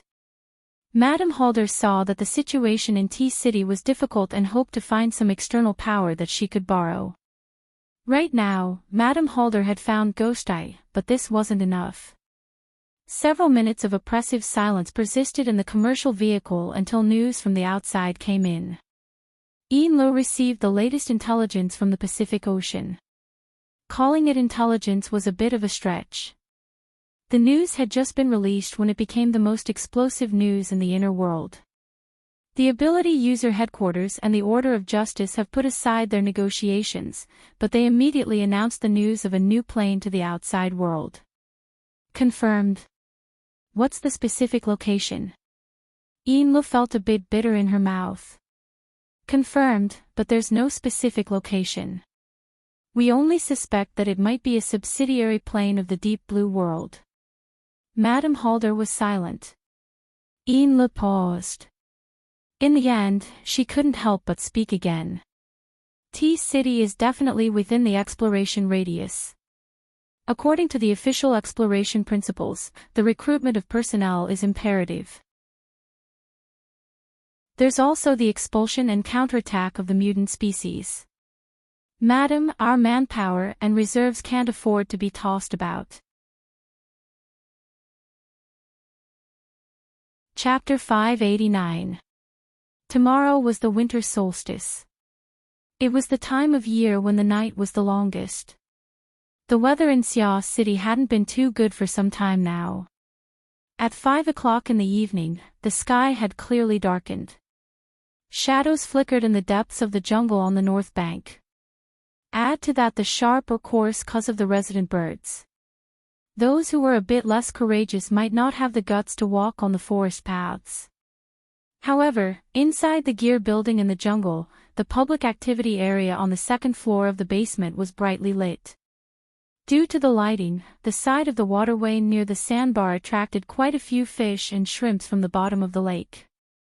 They stuck close to the glass wall and bumped into each other. As for whether it was interesting or strange, that would depend on the aesthetic of each person. None of the people who stayed here paid attention to this scenery. They sat around the bar counter, laughing and joking. The atmosphere was lively. Aha, serves you right. Shuelei drank a bit of alcohol. Since he wasn't of legal drinking age, he lacked experience in this area. It was inevitable that he would get a bit drunk. Of course, the most important thing was that the difficulty of the winter solstice challenge had silently melted away. A large chunk of his mind had been swept away, and his bold and cheerful vigor had returned to his body. His voice grew increasingly resonant. This is what happens when you want to eat alone. Let's not talk about what happens over there. Big bro, I am going to enjoy the profits from inside. The one who was grabbing Shuelei's shoulder was the CMO of Heavenly Crystal Biology R&D Company, Director Xie Junping. Shuelei's face was already red from the alcohol. This marketing director, who had been in office for a month, was the one whose face was truly flushed red. His face could practically light up half the bar counter. Haven't you seen the energy sector these past 2 days? It's been going straight up and down without any twists and turns. Getting a sum of money at this time is an extreme operation.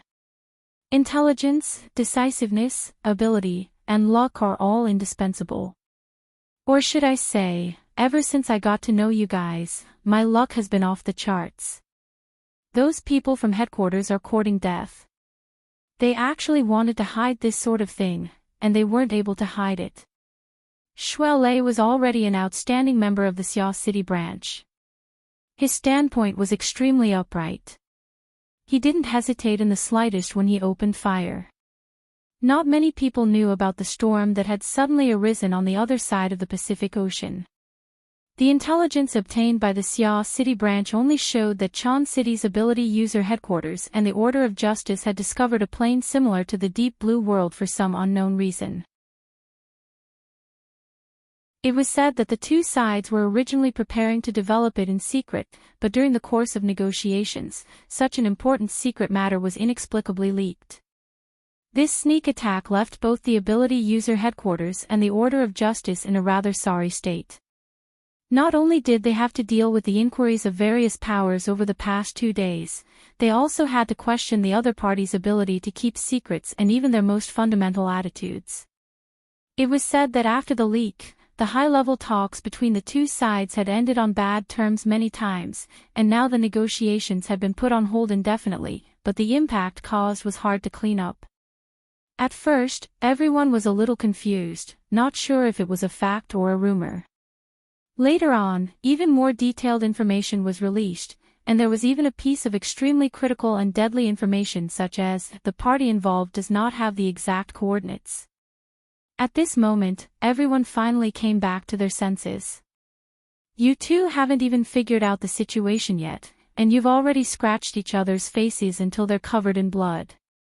It would be a waste not to see a joke, and it would be a waste not to take advantage. At that moment, the big and small investors all entered the market. Regardless of whether they could catch any fish or not, they had to muddy the waters first. The turmoil in the global stock market was just one side of it. Xie Junping, who was an outsider, had already taken the opportunity to take a bite out of it. Satisfied, he left to watch the show. But there were even more major forces and individual gamblers who were determined to be addicted to gambling for the rest of their lives. They were eager to get a few more pieces of meat on the Pacific Ocean, in the new dimension whose coordinates had yet to be determined. It's rare to be so free. Chinikuan, who had been diligently performing his duty, still didn't touch a drop of alcohol tonight, but he couldn't help but sigh at this moment. It must be said that Xia City had been in a state of chaos since the end of September. People from all walks of life rushed in and out of the city. They set up a stage to sing an opera. They tossed and turned with all their might. Now, the tables had turned. Whether it was headquarters or the Order of Justice, they had both fallen head first into the maelstrom. From the perspective of the people of the Xia City branch, such a situation was truly like a cold drink in the summer and a hot pot in the winter. It was a comfortable and uncomfortable situation. He reached for the ice water in front of him. At this moment, Cat Eyes, who was temporarily acting as the bartender, called out from behind the counter. Jerry! With a whoosh, a fat brown figure leaped through the gap between Chinikuan's arm and the counter. It came to a screeching halt when it reached Cat Eyes. It stopped right in front of a cup of fruit juice that had just been concocted. It was a muskrat. Its iconic long tail was swinging on the table. Its tail was nearly 20 centimeters long. It was taller than the cup when it squatted normally. Since its head was small and its body was large, and there was no clear dividing line between the two, it looked quite fat. But among its kind, this size was still considered underage. It was already very close to Xie Junping and Xie Junping. Xie Junping was especially startled by it. But when Xie Junping turned his head and saw the big fat fellow in front of him, not only was he not annoyed, he laughed out loud instead. See? I told you that this little fellow isn't an ordinary creature. I was screwed over by it back then. As he spoke, he reached out to touch it. However, the muskrat, who had been named Jerry, still maintained an extremely high level of vigilance. It twisted its body and circled to the other side of the cup. It even revealed its sharp incisors at Xie Junping. TCH, narrow-minded. Xie Junping still wanted to tease this little fellow, but Cat Eyes had already given him an order. Send it to your mother. As Cat Eyes spoke, she gestured with her hands and pointed at the end of the counter where Rue One was sitting silently by herself. Jerry's flat head twisted back and forth twice, and its tail swung along with it. In the end, it actually lowered its body. Its front claws hooked onto the joint between the stem and the base of the cup. Its fat belly stuck to the table, and its long webbed hind legs exerted force. It advanced with difficulty towards Rue One in a nearly gliding manner. Its appearance was enough to make one howl. If Shuelei had not pulled him back in time, Xie Junping really would have rolled over in laughter. This wasn't the first time Qin Yikuan had seen such a situation, but he still could not help but click his tongue in wonder. This isn't the intelligence a muskrat can have. Are you sure there aren't any abnormalities? The laboratory didn't find anything. Besides, as long as Rue One likes it, what problems could there be? What logic? Qin Yikuan was dumbstruck and speechless. The feeling faction and the reasoning faction couldn't be said together no matter what. At this time, a call came through. After Qin Yikuan took the call, he said a few words and then stood up. He turned his head and said, "Leister, help me move a few things." Shuelei stood up. Xie Junping was not to be outdone. He swayed as he stood up, raised his hand, and said, "I'll help too." Qin Yikuan swept a glance at Xie Junping's physique. He didn't hold too much hope towards the results of this short month of training, but he still gave him a bit of face. He laughed and said, "2 people is enough. We'll be back soon." He pulled Shuelei and rode the elevator up. Xie Junping was still a bit drunk. He was distracted for a moment and didn't follow. He could only sit down resentfully as he watched the elevator close. But when he turned his head, he saw Cat Eyes concentrating on mixing drinks. Rue One and Jerry were also in their own country. They didn't seem to care about anyone else. He felt that it was boring. He was also a bit scared. It was true that he liked beautiful women. Disregarding Rue One, Cat Eyes' image was very much his cup of tea. But the more he came into contact with the inner world, the more he understood the depths of it. It was best for him to stay as far away from such dangerous people as possible.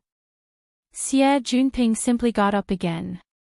He waited for the next elevator and went up as well. It was all right on the second underground floor, but when he reached the entrance hall of the first floor, the cold wind of the winter night blew and he couldn't hold on much longer. Finally, he still had a bit of reason left. He rushed to the edge of the small plaza in front of the door and vomited into the underbrush. Afterwards, his condition was much better. The strict training he had undergone during this period of time also showed results. He only wore a thin sweater and stood outside, but he didn't feel that cold. He surveyed his surroundings and borrowed the light from the door to illuminate the area. He could actually faintly see the depth of the jungle 6 to 7 meters in front of him. Even though it was still hazy, there were only 2 living things in that area, a bird and a beast. Neither of them could escape his senses. According to Dean Wan's words, he was already able to synthesize sound waves, smell, heat radiation, and many other perceptual differences. He was able to distinguish living things from the surrounding environment. According to the inner world's terms, this was spiritual sense. At this step, even though it was far from being an awakening, it could be said that he possessed a certain amount of extraordinary strength. Xie Junping could even barely tell that the bird that was slightly moving up and down on the branch was a crow. Of course, it was far inferior to ink. It seemed that his spiritual sense had improved again in the past 2 days. It was really smooth sailing. Yay! Xie Junping clenched his fists and jumped a few times in the cold wind to vent the excitement in his heart. Perhaps because his movements were too large, the crow at the edge of the forest tilted its head, as if it was sizing him up. Xie Junping whistled at the crow, but it didn't respond. Instead, at the end of the forest path on the other side of the plaza, Shui Lei's voice rang out. Hey, why are you outside? I wanted to help, but I didn't expect you to run so fast. Xie Junping complained half-truthfully, but the next moment, he saw the sturdy and heavy metal box on Shui Lei and Qin Yikuan's shoulders that was half the height of a person. The rest of his words turned into a strange cry. F*ck me.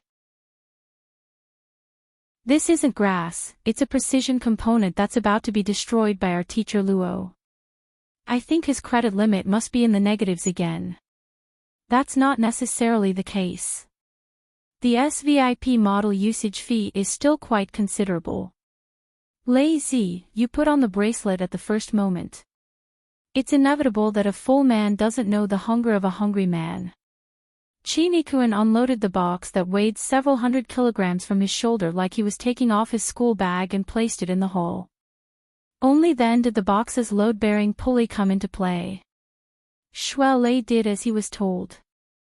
Xie Junping came over and curiously touched the outer shell of the box, but he couldn't tell what it was. Chapter 590. No one took a crow that could be seen everywhere seriously. Xie Junping and the other two walked into the hole. The boxes weighing hundreds of kilograms made muffled sounds like thunder as they stepped on the ground. This is our teacher Luo. From Shui Lei's perspective, this bit of weight was nothing. But he had a problem with Luo Nan's way of doing things these past few days. It wasn't easy for me to get into the basics of Sanzhou. I've been messing up my schedule these past few days. I can't leave the front door, I can't take a step out of the back door. I'm probably going to slip down again, Xie Junping chuckled. He's reverting to his old ways. Didn't you say that he used to be like this? Qin Yikuan pressed the button to open the elevator and sent the box inside. After turning around, he also joined in on the conversation. Of course, he was mostly explaining, Mr. Luo is also striking while the iron is hot. After all, with such an impressive result like the Ring of Blood and Will, and with Ghost Eye as a sparring partner, this is a rare opportunity that cannot be missed. Shui Lei displayed his stance. He fiddles with these exoskeletons every day just to strike while the iron is hot. Qin Yikuan smiled and asked Shui Lei to move the other box into the elevator. At the same time, he raised his hand and shook it, showing the rather heavy metal bracelet on his wrist. This is also the result. As a physical body, I thought that I would never be able to touch the abyss in my life. I didn't expect Mr. Luo to be able to solve this problem so easily. This thing is now very popular. Shui Lei subconsciously shook his wrist. The weight on his wrist made him lose the confidence to continue speaking. He could only mutter, body and soul should be balanced. Such a good aptitude. Beep beep beep. The alarm of the elevator rang. After all, it was not a freight elevator. 2 metal boxes had actually exceeded the limit of 1,300 kilograms. Alright, I'll use the one next to it. Shui Lei struggled to pull the box out again. At that moment, a call came through. Xie Junping helped him press the button. I'll go this way too. B6, right? After much difficulty, the elevator doors closed and the car descended. Shui Lei was on the phone the whole time. He hummed repeatedly and occasionally said words like Christmas or New Year's Day. By the time the elevator arrived, he still hadn't finished speaking. Xie Junping then helped Shui Lei pull out the box. At this time, Qin Yikuan was already waiting outside. He was swiping his authority, which was to verify his identity. Xie Junping felt a toothache when he saw this scene. A good portion of Gear's 7 basement floors were remodeled by Yen Hong during this period. Because he had always been engaged in highly classified research on the archetype format and the burners, these underground buildings had practically been transformed into a heavily guarded fortress by him. When Xie Junping and Luo Nan first came here, they suffered a loss due to the issue of authority. Whether it was him or Luo Nan, neither of them liked this sort of arrangement. They simply abandoned most of the defense systems when they took over. However, Luo Nan had clashed with headquarters last time, and Gear had been severely damaged by headquarters tank and the others. They had no choice but to consider the issue of safety when they repaired it. Plus, Luo Nan had been using Gear as a base for research these past few days. The corresponding defensive measures were reinforced layer by layer. This was especially true for the 6th floor, which was the main laboratory. The 7th floor, which contained the mainframe database, energy station, and other core installations, had already been built into a small fortress by the technical staff of the Xia City branch. It was said that according to these safety standards, even if an extraordinaire were to charge over, these 2 layers of the fortress would be able to hold out for 1 to 2 minutes. This was enough time for the Xia City branch to take the next step in providing reinforcements. Safety and convenience could not be balanced at the same time. The higher the safety factor, the lower the comfort factor. The 2 boxes of equipment parts were actually much simpler here. They were directly sent through a conveyor belt to the laboratory's warehouse for classification and inspection. The 3 of them just had to go through the inspection procedures step by step. They're really looking for trouble. Xie Junping had the authority to enter the laboratory, but he was seriously impatient with the complicated inspection process. At this time, he heard Shuelei say, "The troublemakers are in the back." Tian Qi just called.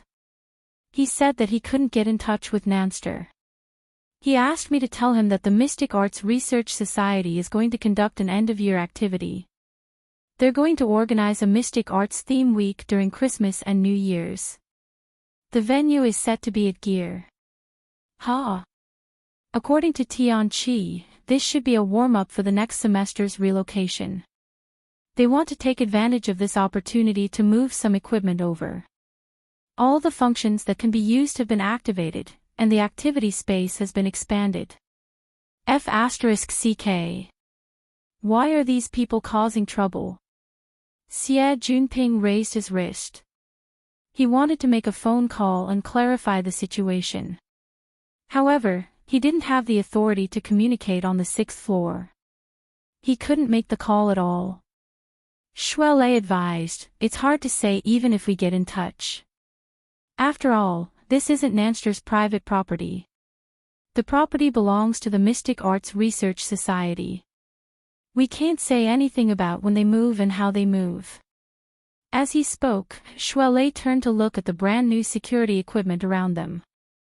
Maybe Nanster needs to find another workshop. There's definitely room for discussion here. As the person directly responsible for Luo Nan's security, Qi Nikuan's tone was calm and certain. He didn't feel that this was a problem. Xie Junping went, Only now did he remember that Luo Nan had the Xia City branch behind him. If he were to put on a show and discuss with the Mystic Arts Research Society, the latter might not have any leeway to refuse. Levels. It was all a matter of levels. He also felt that this wasn't a big deal.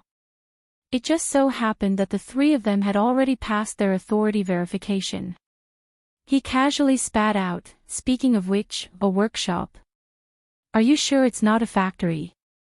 The 3 of them walked inside amidst their laughter. They passed through 2 more security gates before entering the core area of the laboratory. Upon entering, they discovered that behind the unfriendly and serious face of this laboratory was just a young and inexperienced rookie. The entire floor was completely empty. Not a single person could be seen. There were only a few multifunctional robots driving motors and carrying equipment. They buzzed through the corridors and the passageways on both sides. Even with the Xia City branch's vigorous support, the installation of various equipment was far from complete. Many spaces were still empty, or perhaps only a small portion of them had been completed. The only places that were truly in use were the warehouse where the 2 boxes of components were stored, as well as Luo Nan's current workspace. This wasn't the first time the 3 of them had come here. They walked inside with familiarity. Soon, they saw Luo Nan's figure at the end of the passageway on the right. However, this young genius who was famous for his mental senses didn't seem to have discovered their arrival. Luo Nan was standing in the middle of a pile of mechanical arms. He held an electronic pen in his hand and drew in the middle of the work area. Following his movements, a small portion of the dozen or so mechanical arms that were distributed within the space of over 100 square meters were flexing and moving. Each of them had a different division of labor. Some of them were moving equipment. Some of them were assembling and dismantling components. Some of them were even brazenly welding. It caused sparks to flicker within the work area. Qi Nikuan and the others watched with twitching eyelids. Xie Junping was a bit stupefied. Does he really want to use this place as a factory? Shuai Lei turned his head to look all around. How come I don't see Worker Zhai? Qi Nikuan answered, Worker Zhai is working overtime today. He didn't come. Shuai Lei turned his head in shock. He nearly twisted his neck. Hey, is he operating it by himself? Qi Nikuan grinned. There's a military-grade AI here. According to Worker Zhai, it's quite easy to use. It should be. It felt fine when I came over in the afternoon. Then the afternoon ended up like this. The corners of Shuai Lei's eyes twitched. He stared fixedly at the figure within the forest of mechanical arms. He confirmed that there was no immediate danger before sweeping a glance at the clock to the side. The clock showed that Luo Nan had been working continuously for 7 hours. In other words, he had skipped at least half of this morning's classes. He's really gone mad. Speaking of which, is he going to use his mental senses to cheat on the final exam? If I had this ability a few years ago, I would have flown away a long time ago. Xie Junping blurted out a sentence, but he soon shifted the focus of his attention. That headband. Is it that extraordinaire? Yeah, it's the one from Jin Tong. Shuai Lei confirmed Xie Junping's guess. The item they were discussing was fixed to a mechanical arm in front of Luo Nan. Its appearance was very unremarkable. If one didn't have a fixed view of it, it would have been mixed up with the many equipment components in the surroundings. Actually, Xie Junping didn't have a clear concept of the power of extraordinaires. However, this didn't prevent him from feeling deep veneration for this spoils of war that had been dyed with the blood of the world's top figures. Of course, he felt even more respect for the victor who obtained this spoils of war. I really didn't see it back then. Hey! Before Xie Junping could finish speaking, the headband that had attracted everyone's attention was pulled by the mechanical arm. It was placed squarely on top of Luo Nan's head. Xie Junping and the other 2 all saw it. The headband, which was originally quite wide, clearly shrank the moment it was placed on top of Luo Nan's head. The headband fit perfectly on Luo Nan's forehead. It fit perfectly, as if it was custom-made for Luo Nan. Luo Nan tossed away the electronic pen in his hand right after the headband was placed in place. This was like a signal. The surrounding dozen or so mechanical arms twisted their joints, pushing components and modules from various directions before Luo Nan. Then they began to equip themselves. The miniature energy furnace, chest and abdomen armor, the 4 limbs integrated modules, and other main structures had already undergone many adjustments. They were completely compatible with Luo Nan's figure. It only took 2 seconds to complete. Other parts such as the survival system, mounted weapons, and so on were put on his body one after another. In the blink of an eye, a fully armed deep blue walker appeared before their eyes. TSK. It's like watching a movie. A remake of Iron Man. It looks like it, right? It's just that its color is a bit plain, and it's on the skinny side. Compared to the relaxed attitudes of the two youngsters, Chinikuan, who was a professional, saw things a bit more. Strictly speaking, this exoskeleton equipment was slimmer than the standard version. Luo Nan should have removed a portion of the mounted equipment and even some parts of the armor. No matter what his goal was, this sort of modification was far too daring for a highly integrated and relatively mature combat platform. In actual combat. Before he could finish his thought, a buzzing vibrating sound rang within the workshop. This was the sign of the miniature energy furnace starting to heat up. The engine's power was rapidly rising. Hey, test the machine here.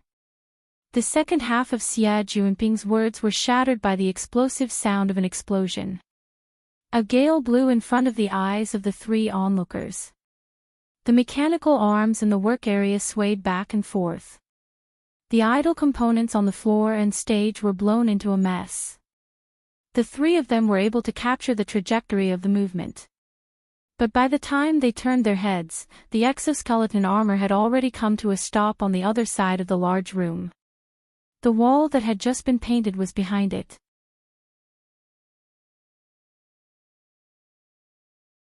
Chapter 591. He didn't. At most, he missed by 10 centimeters. And he even turned around. There was no need to talk about Shuelei's eyesight, but he felt a bit bitter in his mouth. This is the support of the exoskeleton. Luo Nan's displacement process of extreme static, extreme movement, and extreme stillness was too barbaric and direct, even though it was the least pressure. He had already awakened, and he had used the 9 orifices and 6 roots technique to stabilize the foundation of his body. If it were an ordinary person, they would have suffered from cerebral ischemia, internal organs would have been displaced, and tendons would have been fractured. But this kind of barbarity would be the ultimate impact and lethality in actual combat. Xuan pondered to himself. He could barely react to this speed and impact. He wouldn't be killed in an instant, but he would be in a state where he was wide open for 3 rounds at most. No technique would be of any use at that time. He could completely imagine the consequences of falling to the ground. Shuelei understood more and more now that Gym Master Xiao had painstakingly transferred his energy to human-computer interaction. Although he had gone to the simulation chamber to play a few rounds these past few days, his progress in the real world was clearly lagging behind. He needed to have a greater sense of urgency in the future. Shuelei felt that the same situation was a spur, but Chinikuan felt that it was more realistic. The exoskeleton emitted a buzzing sound of electricity. It was dense and not noisy. On one hand, it displayed a good body condition. On the other hand, it seemed to have a special mode of action. And at this time, he felt a slight itch on his skin that had yet to dissipate. It was as if he had been struck by static electricity. He looked at Luo Nan's feet. There were no traces of friction at all when he stopped and braked. He immediately understood. Electromagnetic fields. Speaking of which, the Deep Blue platform already has such a mature application. He had teamed up with God for some time. He had seen maglev before, but he had never seen Luo Nan spin through the void like this. There was not a single trace of smoke and fire in the microcontrol effect. Luo Nan was certainly inferior to a professional soldier in terms of operating skills. This kind of effect was reflected in the transmission or control system. The two professionals each had their own thoughts. Xie Junping, an amateur, only looked at appearances. He saw that the outer layer of Luo Nan's body seemed to have a layer of flickering electricity circulating around it. He heard Chinikuan mention electromagnetic fields. He immediately thought of the information he had heard from Shuelei and the others these past few days. He slapped his thigh. Releasing magnetism and discharging electricity. Could it be Jin Tong's unique skill? Is this headband hiding that secret manual? Xie Junping's idea came out of nowhere, but it was just right. Shuai Lei and Qin Yikuan were both stupefied to the side. Suddenly, they had the feeling of realization that something like this was possible. Speaking of which, Luo Nan had brought out quite a few things during this period of time. The cage theory could be said to be a consistent accumulation, but the many days of debugging and remodeling high-precision equipment allowed him to have a nose and eyes. Luo Nan had the mysterious flavor of an omnipotent capable person. Of course, Xie Junping was just making a wild guess, but it was also true. Only now did Luo Nan notice the three of them coming over. He stopped the experiment, took off the helmet, and walked over step by step, still wearing the headband. Although Xie Junping was a typical second-generation rich kid, he had very few opportunities to come into close contact with deep blue walkers. He immediately stepped forward, rubbed, and satisfied his craving. At the same time, he didn't forget to verify the hole in his brain, Nanster, inside this headband. Luo Nan smiled at Xie Junping. He actually admitted it directly. It's more or less a reference to Jean Tong's model. It's an extraordinary power of electromagnetism. It's also the most universal ability that can be grasped at this stage. Hey, there's really something inside. It's yet to be excavated.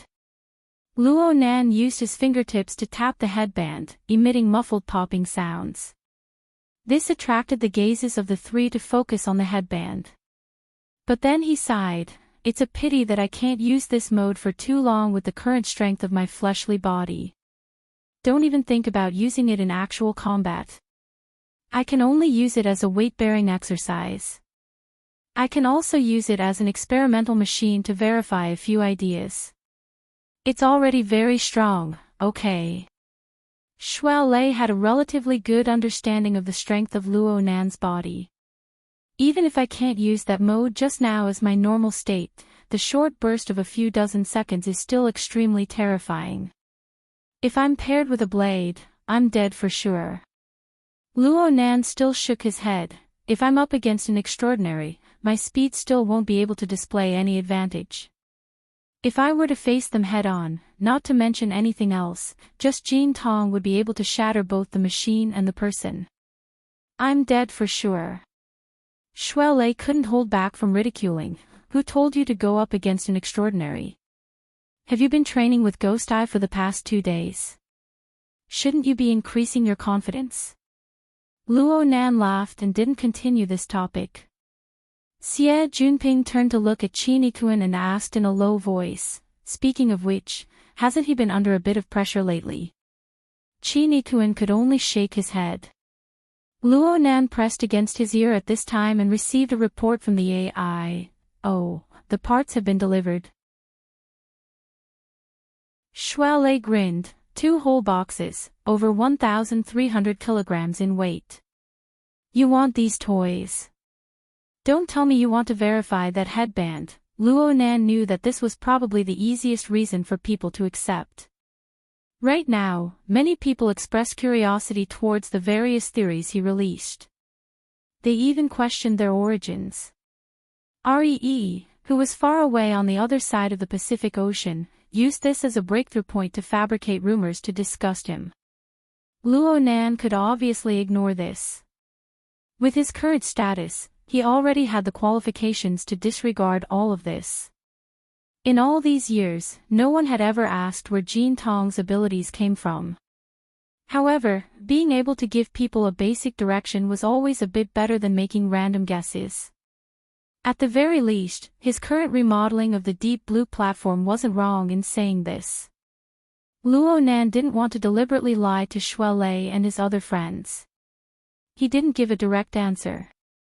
He didn't admit nor deny.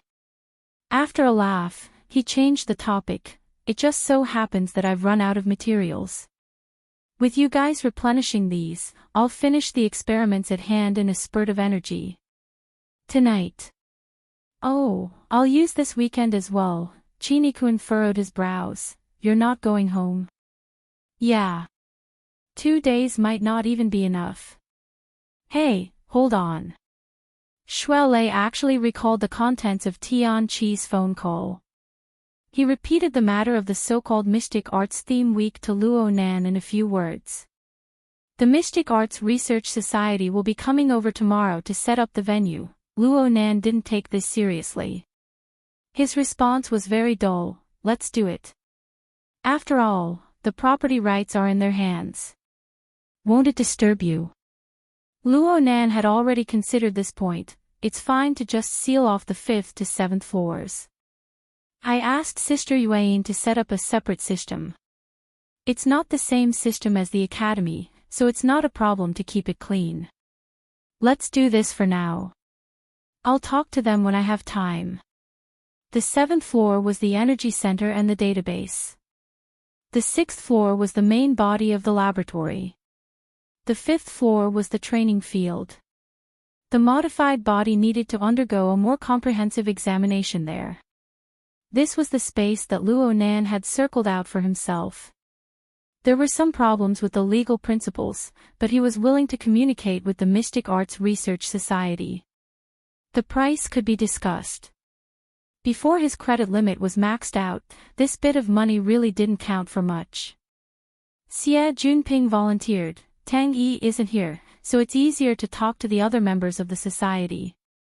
I'll take care of this matter. Okay. Then I'll have to trouble Brother Ping. Oh, there's one more thing. Luo Nan suddenly thought of a key point. He turned his head to size things up and used the electromagnetic technique that he had just learned a few days ago.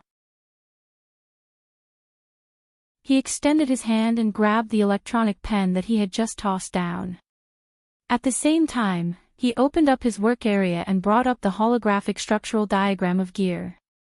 They can mess around with the furnishings of the building, but I don't want them to destroy the overall structure of the room. Especially the 2nd, 3rd, and 5th floors above ground. There's also the 1st and 2nd floors below ground, as well as that large courtyard. He circled 7 or 8 relatively important locations as he spoke. The main structure here is where the essence of my mother's design lies. So, Xie Junping understood tacitly. He patted his chest and guaranteed, I'll keep an eye on them. Only then did he seriously look at the structural diagram. Unfortunately, his eyes were blurry from looking at it, so he couldn't see anything. He just mumbled to strengthen his memory, they can't be destroyed. Otherwise, they'll destroy the layout. How does it have anything to do with feng shui? That's not what I meant. Luo Nan didn't mind. Instead, he laughed, if we're talking about feng shui, it really does look a bit like it. After all, building here involves the philosophy of man and nature.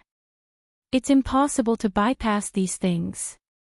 It was already quite late, and it was already past 6:00. Since Luo Nan was going to work overtime, Shuai and the others didn't want to disturb him any longer. They said their goodbyes and left. Luo Nan watched them leave. He stood in place and adjusted his breathing, calming his mind once more. Only then did he walk back to the middle of the cluster of mechanical arms. He unloaded the body that had just gone through a round of testing. He continued to draw lines and diagrams based on the results of the test, making preparations for the important experiment that was about to happen soon. The lines within the work area were complex, but the virtual brain system interface was already open within the brain domain that the outside world couldn't see. The equipment interface and the large user manual shone before his eyes, providing him with the most direct guidance. Right now Luo Nan already understood that the main function of the virtual brain system was to manufacture the dynamo core or the psychic core. Moreover, it was to carry out the manufacturing and debugging of the relevant supporting equipment for these precise and peculiar creations. Therefore, the vast majority of the contents of the system's user manual revolved around materials, manufacturing, installation, and debugging. On the other hand, the fundamental nomological foundation of the dynamo core and the psychic core, the configuration, wasn't written too much. It was just a classic example like the fortress. There were also operational instructions, judgment tests, and so on during the conversion process. Of course, this wasn't a good thing for Luo Nan to further delve into the nomological principles of configuration. But the technical guidance that was extremely close to the practical application level was extremely in line with his current needs. Especially since Luo Nan already possessed the psychic core of the external neuron. He also had the headband as the core conversion equipment. After building this laboratory, all he needed to do was transfer the design ideas within the virtual brain system out. He could compare and verify them one by one. Of course, this was accompanied by a large amount of mistakes and losses. Luo Nan didn't care about this anymore. After he transformed into Teacher Luo, he received a commission for the usage of the SVIP model. He also received a credit limit that rose with the tide. These were enough to support his willfulness. Luo Nan was fed with an enormous amount of trial and error opportunities. Even though Luo Nan couldn't be considered a developer in the relevant field for the time being, he was getting closer and closer to a qualified technician.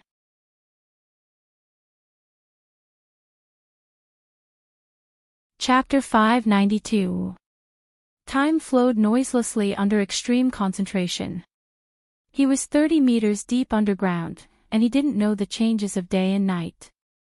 Luo Nan just used the experimental mission as a yardstick. Oh, it was a bit shameless to call it an experiment right now. He just followed the requirements of the virtual brain system and tried to assemble usable combat equipment using components from Earth's technology. Luo Nan occasionally raised his head, only to see that it was 2 o'clock in the morning on the 21st. It was already the winter solstice. Today had quite the significance in the East Asian cultural circles. In the past, his family would gather together no matter what on this day. But today, Luo Nan had used the rotten excuse of concentrated training to run away. One could imagine the unbearable scene when he returned home. This thought only flashed in Luo Nan's mind for a moment before it was squeezed out of existence by the flood of information. Right now, the number of virtual and real interfaces before his eyes had already increased to 4. They included the projected work area, the virtual brain system equipment interface, the user manual. In addition, there was a self-inspection interface that had been opened midway. It was labeled Electromagnetic Vanguard Number 1. Right now, the self-inspection progress was nearing its end. The preliminary inspection results had already been arranged in succession, including the relevant analysis. It took up most of his attention. The left arm module has been completely destroyed. I need to replace it. The backup energy furnace has fallen off. I need to recognize this. It's the fault of my design. The outer armor is corroded. I need to replace part of it. The combat blade. I need to bring 2 more spares. It's too easy to break. The kinetic energy arsenal. Large caliber ammunition and javelins. I need to calculate the ratio again. The consumption is too great. I suggest replenishing nearby. Where is nearby? Luo Nan scratched his head. His fingertips bumped against his headband, which was already a bit warm. He subconsciously changed directions, repeating this process over and over again.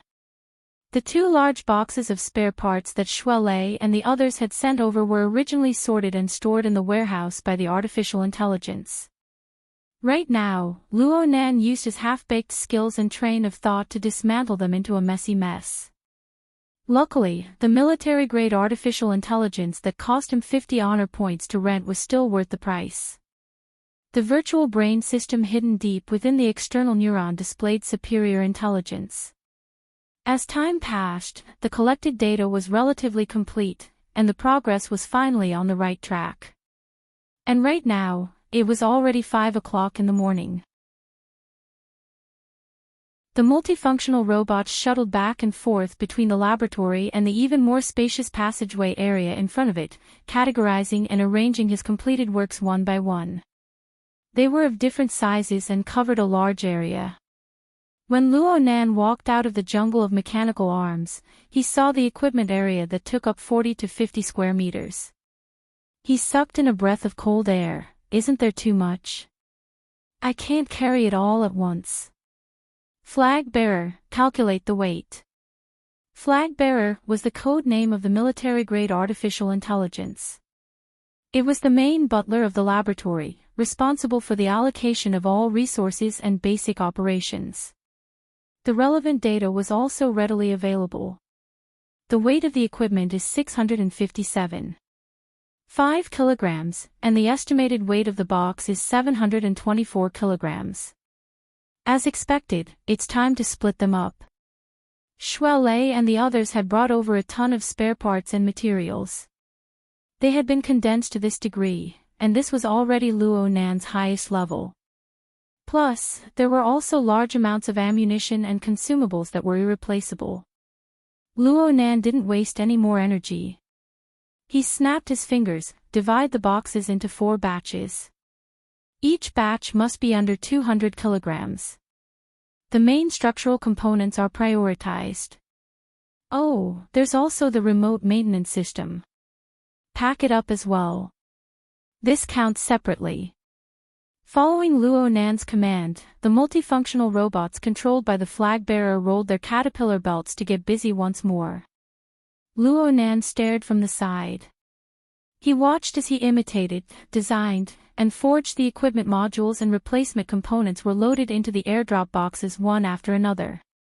It would be an exaggeration to say that Luo Nan felt a sense of accomplishment in his heart. But the feeling of solidity that was built up bit by bit was something that nothing could replace. 7 days had passed since the lecture on the 14th. Luo Nan had been preparing at all times during these 7 days. He was going to carry out an assassination operation of the highest difficulty. He had personally set up a guillotine, forged shackles, sharpened blades, and increased his preparations bit by bit. All for the final instant when his hand rose and fell. The one he wanted to behead was undoubtedly Gong Qi. He was a spiritual type extraordinary who was currently tossing and turning in the cloud world anchored by his mother. He was one of the top 100 strongest people in the world. Though Luo Nan already had the departed soul of an extraordinary under his hands, he wouldn't overestimate himself because of this. After all, Her Majesty Empress Wu wouldn't take the lead again. She would first beat the enemy to a pulp, injuring his mind. He only had one chance to kill such a powerful enemy.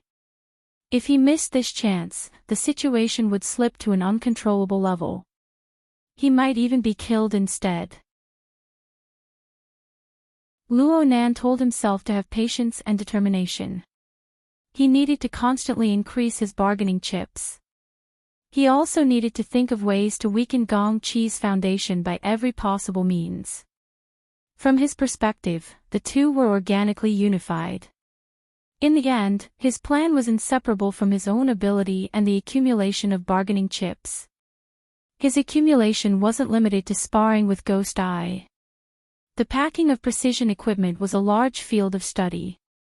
The complex environment he was about to face put extremely high demands on him. Luo Nan was quite at ease with Standard Bearer, a military-grade AI, doing the calculations. So he set everything aside for the time being. He walked to the living area in the corner of the laboratory and lay down on a single bed. He closed his eyes and adjusted his breathing. Luo Nan finally knew about the matter of Bro Octopus and He Yuan, as well as the matter of Luo Nan's security team drugging him. Luo Nan didn't care about the nature of the matter. What he cared about was the result. He saw that it was the drugging that helped him extricate himself from his extreme exhaustion. It allowed the scattered light of his high-tension state to gather once more. In the end, he realized a major breakthrough. He still couldn't enjoy it to this day. So Luo Nan began to adjust his state of mind and work and rest. He strived to take out a complete period of rest every day. After the lecture on the 14th, his skyrocketed reputation and enormous profit potential had truly diluted the negative effects of the 2000 incident. It gave him some leeway to buffer. Luo Nan meditated and visualized right now. Within the visualization space that seemed to be deep space, stars converged together. It was as if a person was dancing and dancing with joy. The structure of the character I was muddled within the visualization diagram of the star atlas. It formed a dense cluster of galaxies that spun in the void. It was as if it was the center of the universe. Luo Nan's consciousness also merged within, embedding itself in the most core position. It seemed to wander unhurriedly around, everywhere. Luo Nan gradually entered a wonderful state of meditative forgetfulness without thought or worry. It was already 8:00 in the morning by the time he woke up. 3 hours of high-quality rest had restored his physical strength and energy to full capacity. He passed through the jungle of robotic arms once more and arrived at a spacious and empty area. The modules, components, and ammunition consumables, along with the remote repair system that he had specially requested, were neatly stacked within the 6 airdrop crates. The crates were opened, awaiting Luo Nan's final inspection. Luo Nan checked the list seriously once to confirm that there were no mistakes. In the end, he stopped before the first airdrop crate that was scheduled to be delivered. The entire crate only had a single module installed. The overall outline was extremely close to a human torso. It was like an exoskeleton assembled armor. But Luo Nan knew very well that the interior of the armor had already been stuffed to the brim by the energy furnace and the transmission system. Even Jerry couldn't fit inside. Luo Nan extended his hand to caress the torso module. At the same time, a virtual window labeled Electromagnetic Vanguard 1 was projected onto his retina, conducting a final inspection. Of course, this module wasn't meant for human use. It wasn't a wearable device. It was a design that was completely different from the idea of exoskeleton armor. And the control terminal of this design came from the headband that Luo Nan wore. It was the God-binding headband that was displayed in the virtual brain system. Oh, I hope this toy can endure more tossing and turning. Even if it was only temporary, it couldn't be changed every day. In the end, his level as a designer wasn't high enough.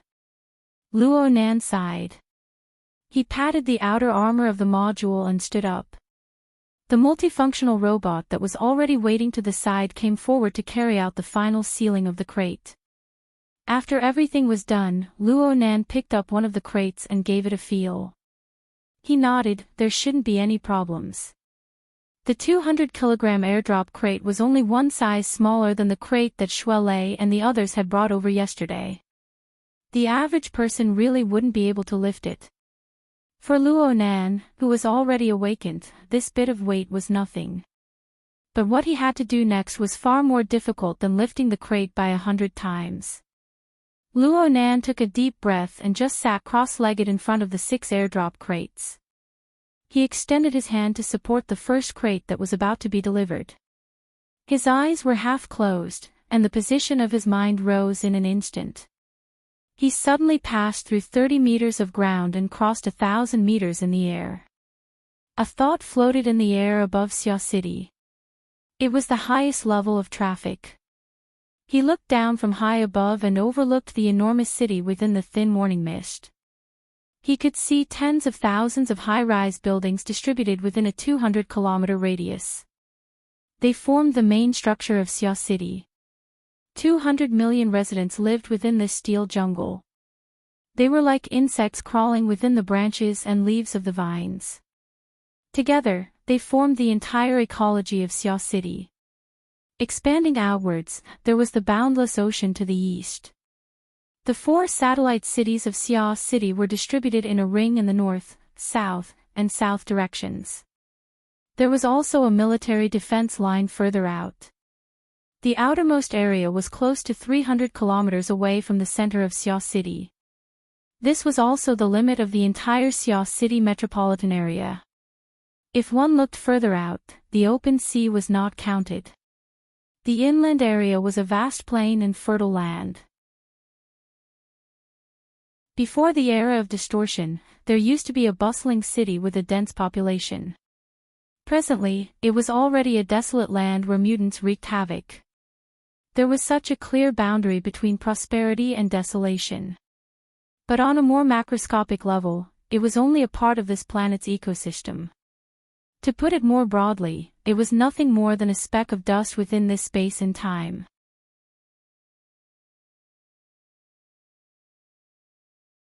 Chapter 593. There were at least 5 or 6 different spacetime structures distributed within the range of Luo Nan's mental senses. This included the Earth that bore and gave birth to Luo Nan. It even included the most grand universe that stretched out endlessly. It also included the mysterious cloud world. If one were to lower the standard even further, Xia City and its surrounding extraordinaries had their own unique laws and laws. Though they were not stable, Xia City and its surrounding extraordinaries had their own unique laws and laws. Of course, this also included Luo Nan, who was the origin of the large coordinate system that continued to spread out. There were also 2 other relatively unique existences. One was the psychic wave network that covered Xia City and its surroundings. Some of its tentacles extended to the entire world. This network had been operated by President Ouyang for many years. Even though it was mostly used as a communication network, when it formally interfered with the material plane, its laws were strict and strict. It was a body of its own, not inferior to any extraordinary domain. The other was the unique building where Luo Nan's fleshly body resided. It was gear. From Luo Nan's perspective, there was a domain quietly taking form with gear as its axis. It used a single gear to drive a myriad of orders. From near to far, from real to virtual, it combed and operated the chaotic and disorderly energy and information between heaven and earth. It coupled and organized, gathering astonishing energy in silence. It projected a long chain that anchored the distant spacetime, erecting a bridge that linked the 2 worlds. Such spacetime laws were in no way inferior to those of the extraordinary domain. They even surpassed them in terms of level and scope. This was his mother's work. It was indeed like a feng shui layout, but it was also a domain that possessed its own laws. It was a grand extraordinary configuration.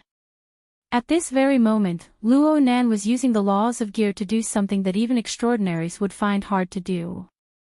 He roughly observed the surrounding environment and confirmed that there were already extraordinaries overflowing in Xia City.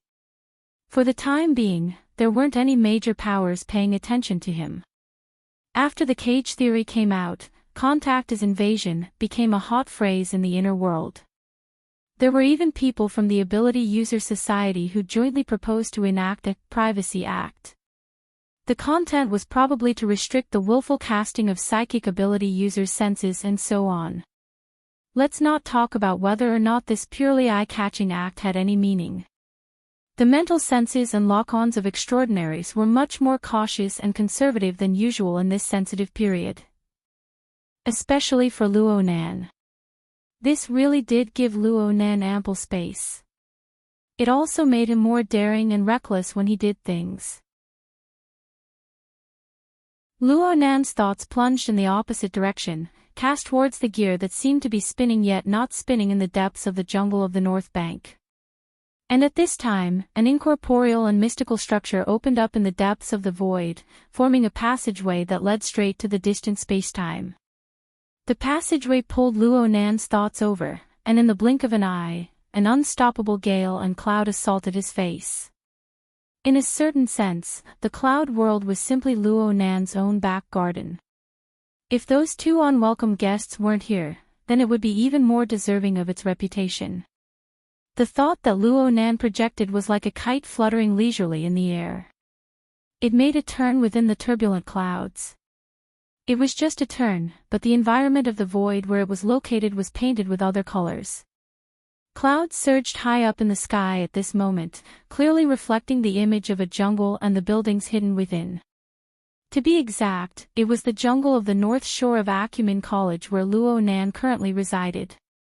This image faded to almost nothingness. It was undoubtedly a mirage. And in just half a second, colors were added to this mirage scene. A rough reddish-black background could be faintly seen. The shape of an undulating mountainous region was faintly discernible. There was also dark red lava that spread and flowed. Two completely different scenes of nothingness mixed together with the surging clouds high up in the sky. The colors were mottled, and it was dazzling to the eye.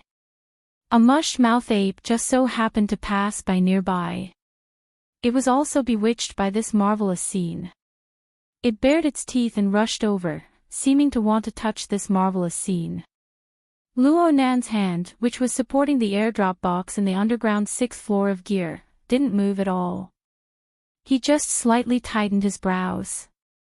The word "I" that was resplendent with starlight within his visualized space seemed to truly come alive. It folded its hands, bent its knees, and spun and danced. The myriad stars that converged to form the word "I" blended into one entity, and they each formed their own star orbits.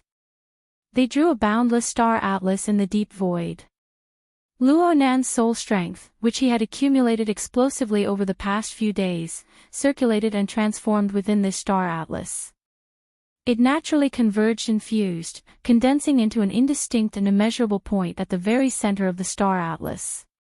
It became the sole origin of the vast coordinate system, and it couldn't be moved.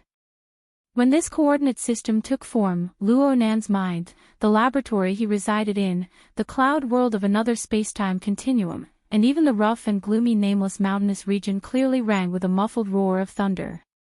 When the sound of thunder crushed down, gear, the cloud world, and the nameless mountainous region. These three spacetime structures had always operated according to their own laws and rules. They froze in an instant. It was only for an instant. Perhaps it was 1,000th of a second, or even a 10,000th of a second. Then they recovered their fixed operating trajectories. But in that instant of freezing, the airdrop box that Luo Nan's hand pressed down on became the only moving object. This so-called movement was not the ordinary form of sliding, dropping, or flying. In that instant, the light and shadow of its body warped. It was like a mirage, and it suddenly disappeared. The two intersecting scenes of the mirage and the cloud world disappeared as well. So much so that the mush-mouthed ape could only stare blankly at the thick layer of clouds that hadn't changed for many years after charging over. Luo Nan's eyes were still half-closed, but his mind was a thread ahead of time. He set off from the origin and drew a long, perfectly straight line. He imprinted a point on the large coordinate system. The coordinates of that point was his designated destination. The line was flat and straight. It didn't bend in the slightest. But in this moment, the airdrop box that crossed space drew an indescribably complex trajectory in the dark and unfathomable void. It pierced through the barrier of space and time twice in succession. Only then did its short and gorgeous journey come to an end. It truly possessed powerful kinetic energy. It carried the whooshing sound of the wind as it descended diagonally to the ground from a height of several dozen meters in midair. The air it pierced through already carried the fishy smell of rotten eggs. This was the result of the long years of accumulation of sulfides and halide gases that were spewed out by the intense volcanic activity. The airdrop box's journey was nearing its end. All that remained was time for the show of universal gravitation. Luo Nan's eyelids blinked, but they didn't completely open. In this moment, his originally vigorous and abundant soul strength was like the water of a lake that had its bottom completely ruptured. The water level dropped by more than half in an instant. The excessively terrifying output of soul strength caused his brain to experience a short period of dizziness. But he couldn't afford to rest. His consciousness locked tightly onto the falling airdrop box. He calculated its position and distance on the plane of his soul cloak. The airdrop box's shock absorber equipment automatically activated when it felt the movement of the box. It attempted to correct its posture and weaken the impact. But before these equipment could truly display their use, a figure leaped up from a certain fissure in the ground diagonally below. The figure rose into the air and firmly grabbed the falling airdrop box before landing on the ground with ease.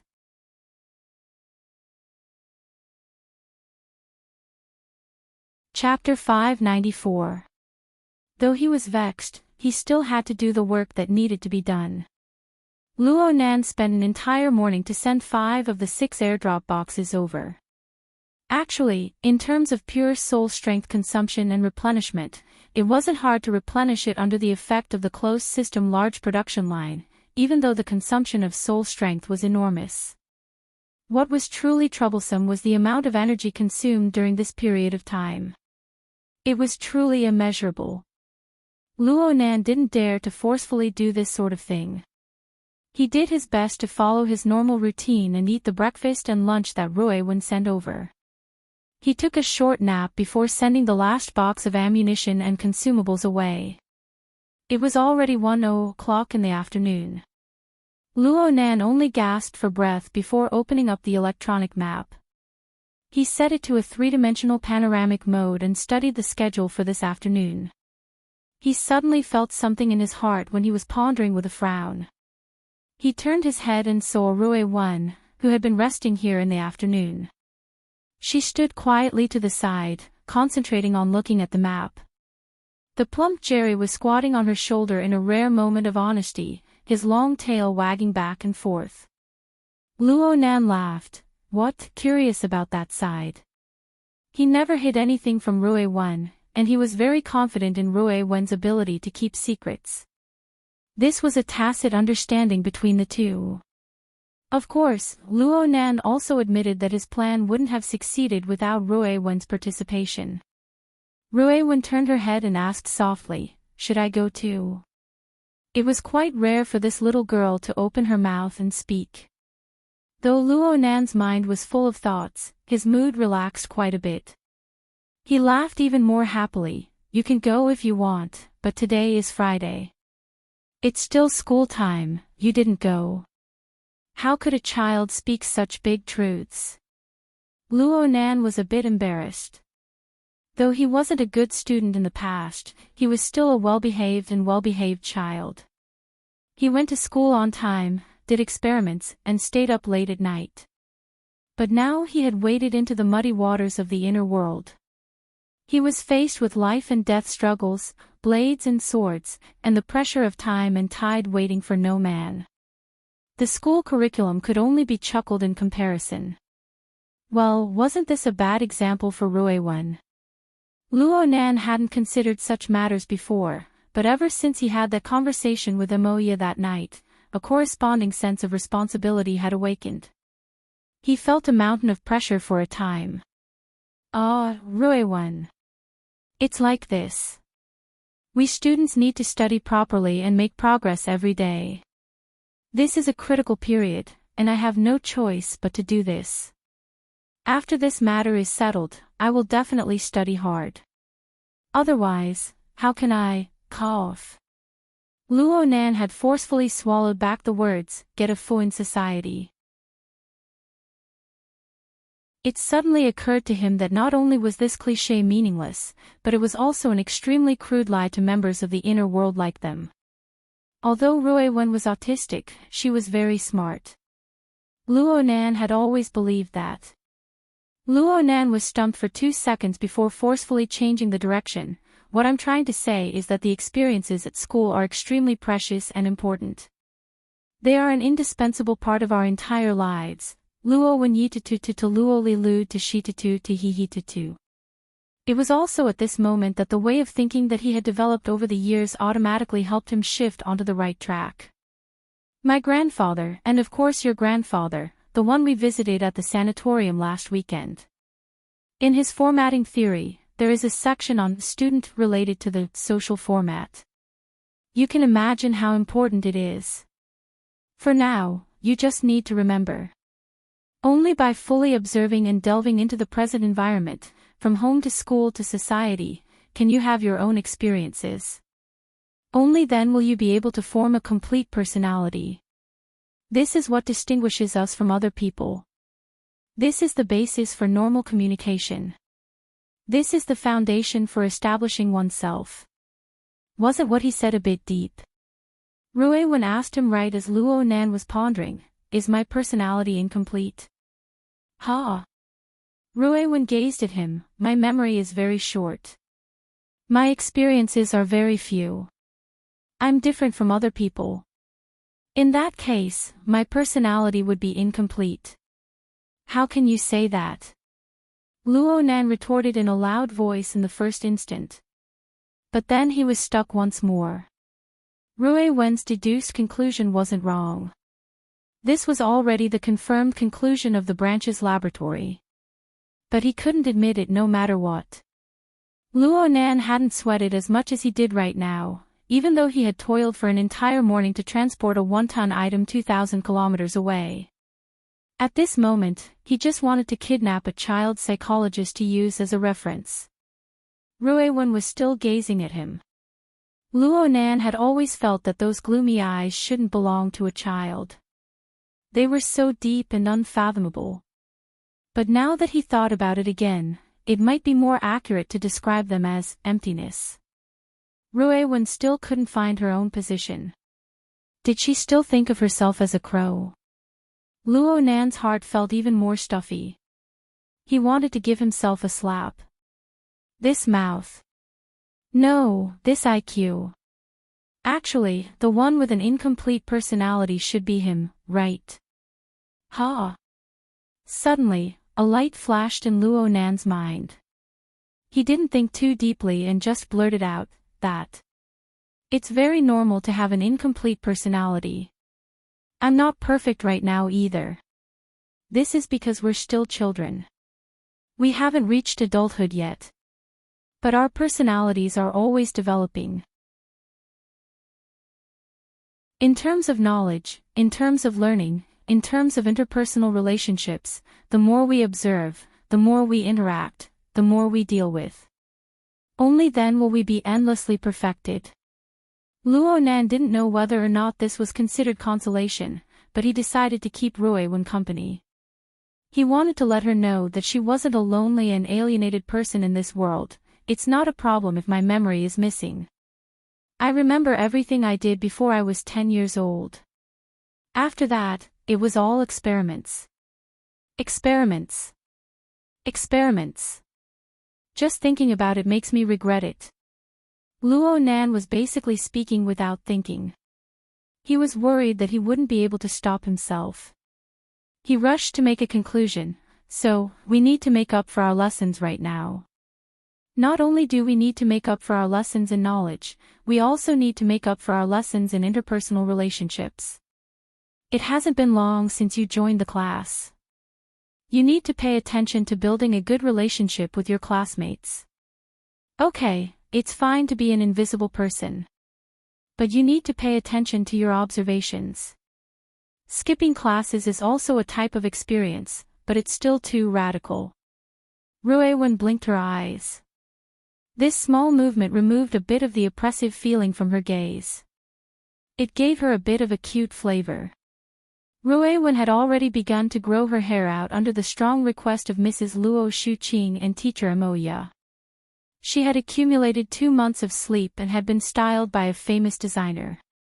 She had a cool androgynous style, but she had also softened the contours of her facial features. According to Amoya, a professional, it had the effect of killing both men and women. Luo Nan was a bit convinced now, but he didn't dare to relax. He continued to do his best to convince her, you'll be teaching in small classes at the middle school level. You'll be able to see who you're missing with a single glance. When the time comes, teacher will give aunt and uncle a call, and the two of us will have to eat the cake together. Come, act as a perfect cover for your brother. This way our relationship will be even firmer, and our family relations will be handled perfectly. In the end, Luo Nan still revealed his true intentions. He pushed Ruewen outside. You'll first catch up to my progress in supplementary classes. Then we'll work hard together and supervise each other. We'll perfect each other's personalities. This is what a good brother and sister should be like.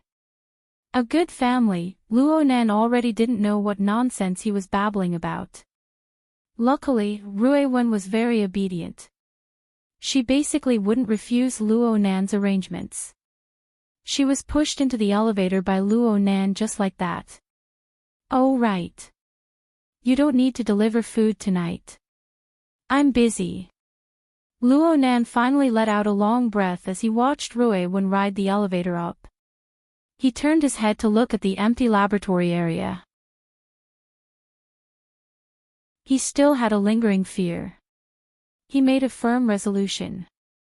He would definitely ask He Yuan to help him find a senior psychologist to seriously solve the problem Rui Wen was currently facing. He did what he said.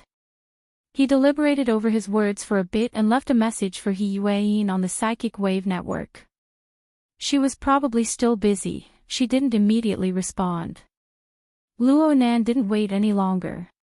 He composed himself and walked back to the laboratory area to deal with some loose ends. Everything was in order half an hour later. He followed his predetermined plan and walked to the lounge. He activated the completely sealed simulation chamber that he had specially purchased. Luo Nan was able to truly calm his mind within the tight and sealed environment of the chamber. His mind flowed along the soul cloak that practically surrounded the earth. He followed the predetermined coordinates to a reference object, and with a large leap, he arrived at an area 2,000 kilometers away. This was a dry cave located within a mountain. The temperature was maintained at around 40 degrees. It was originally just a relatively large rock crevice. Later, Mo Luan, who was stationed here, forcefully carved out a hidden space to serve as a forward operating base. Mo Luan sat cross-legged in a corner of the forward operating base right now. A maintenance robot was busy at work. The various module parts that had been sent over had already been assembled and replaced on the simple and crude workbench. The maintenance work had already been completed. Right now, only a few minor details were being handled. The electromagnetic Vanguard 1 was undoubtedly on the workbench. Its overall appearance was similar to that of the exoskeleton-clad military police. If a professional familiar with military equipment were to look at it, it would be very easy to discover that this was actually a standard NCOX-2 humanoid robot platform. This type of robot was actually quite rare in the military. Its practicality wasn't high, but it suited Luo Nan's needs very well. He borrowed the existing platform to carry out modifications and processing. After a few days of running in, the external appearance was more or less the same, but the most fundamental operating mechanism was already completely different. Luo Nan adjusted himself to the most comfortable position in the simulation chamber. Let's begin now. Let's strive for 2.5 days to build the foundation. Luo Nan's consciousness was transferred to the divine binding hoop through the virtual brain system. He issued a clear command. Core mode implantation. At the same time as Luo Nan issued the command, the wraith signs shuttling through the clouds froze in another part of space and time. It was as if the wraith sign had become a world of its own. The flowing bloody light and lava above the towering structure of the Blood Soul Temple flowed even faster. There was only a single seed imprint within the 4th floor of the temple hole. It transformed into light under the pressure of this internalized force, piercing through the void once more. 1,000th of a second later, the seed imprint accurately pierced into the forward operating base inside the mountain. It hovered for a bit inside the room. Then, under Luo Nan's command, it was thrown into the anthropomorphic head armor of the electromagnetic Vanguard 1. There were large amounts of sensory instruments, auxiliary computing systems, and so on integrated here. And within this space where every inch of land was worth its weight in gold, there was a square piece of metal lying horizontally. It was the size of an infant's fist, and it tumbled back and forth under the effect of magnetic force. It was completely different from the other components of the instrument. The seed imprint was directly inserted into it.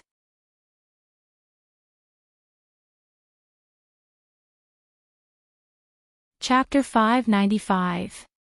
Core Mode Implantation, Initiating System Self-Check. Insufficient automatic core component, indicating power output of 3 bars. In the eye sockets of the fully enclosed helmet, the gathered electricity dimmed down again, leaving only 2 weak spots of light, like the residual heat of metal after high-temperature processing. Luo Nan obtained the latest test results from the virtual brain interface and the window of the divine binding hoop. To be honest, it wasn't very ideal. 3 boxes. As expected, I lost some of what I collected yesterday. Luo Nan was unable to understand the power units of the virtual brain system and the soul binding hoop. He found it troublesome to translate, so he simply displayed it in graphical mode. The graphical interface showed that 10 grids were full, and the current indicating power had reached 3 grids. There was still a gap of nearly half to the basic line of 5 grids to activate the battle machinery. Luo Nan wasn't surprised by this result. Didn't he come all this way for the sake of solving the problem? He continued to issue commands, and the virtual brain system smoothly connected to the spirit binding hoop and gave feedback. Manual activation of remote control mode. Initiating mental link. Synchronization rate 73%, 82%, 97%. Synchronization complete. Current delay, 0.2 milliseconds. In this moment, Luo Nan's thick soul strength joined with the seed imprint that had just been transplanted into the electromagnetic vanguard's head armor.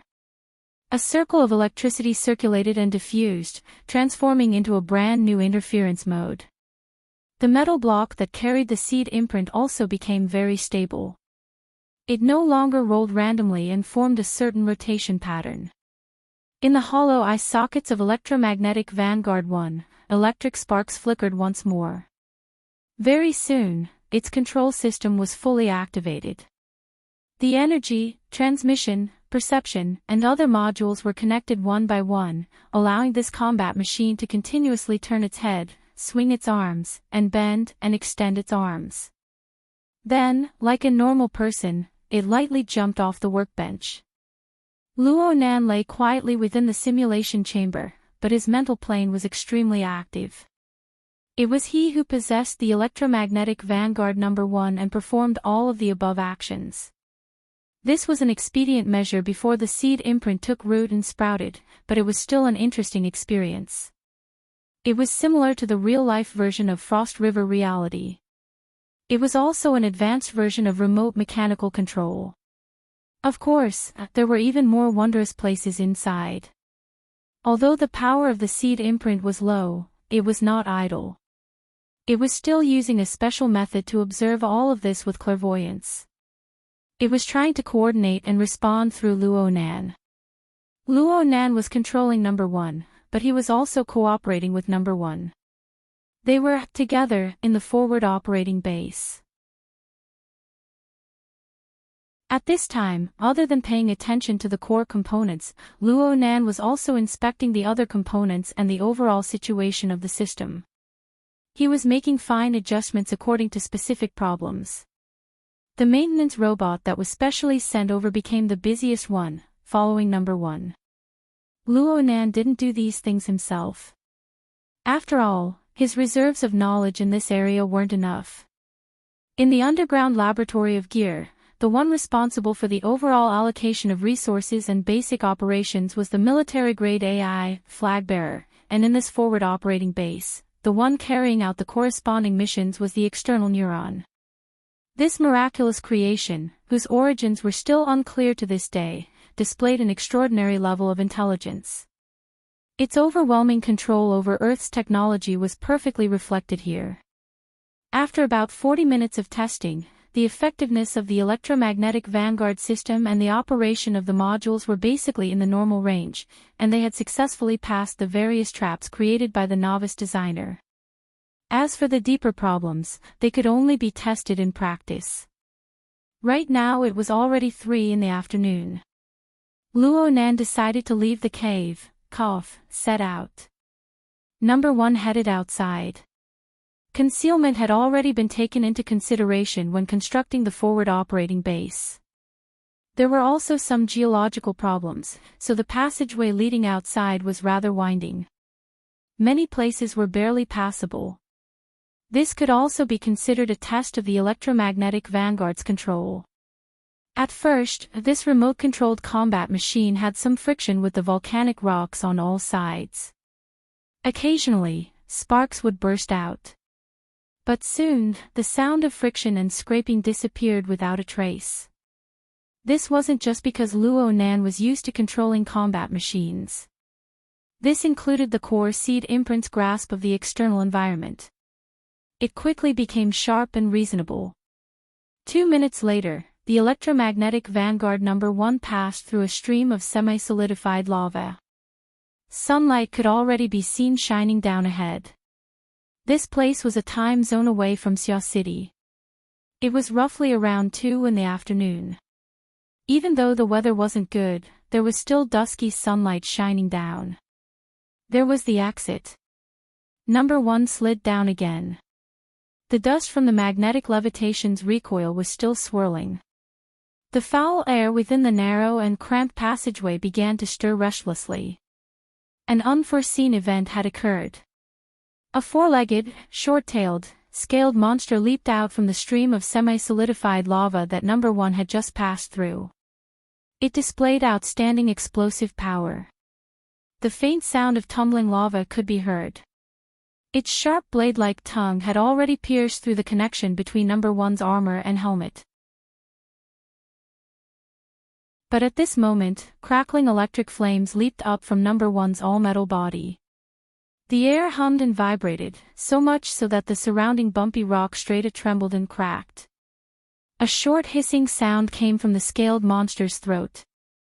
This fellow didn't even have time to spit out corrosive venom from its tongue before number 1's magnetic field suddenly expanded outwards. It lost its target and direction in a muddle-headed manner, flinging itself over number 1's shoulder. Number 1's limbs didn't move.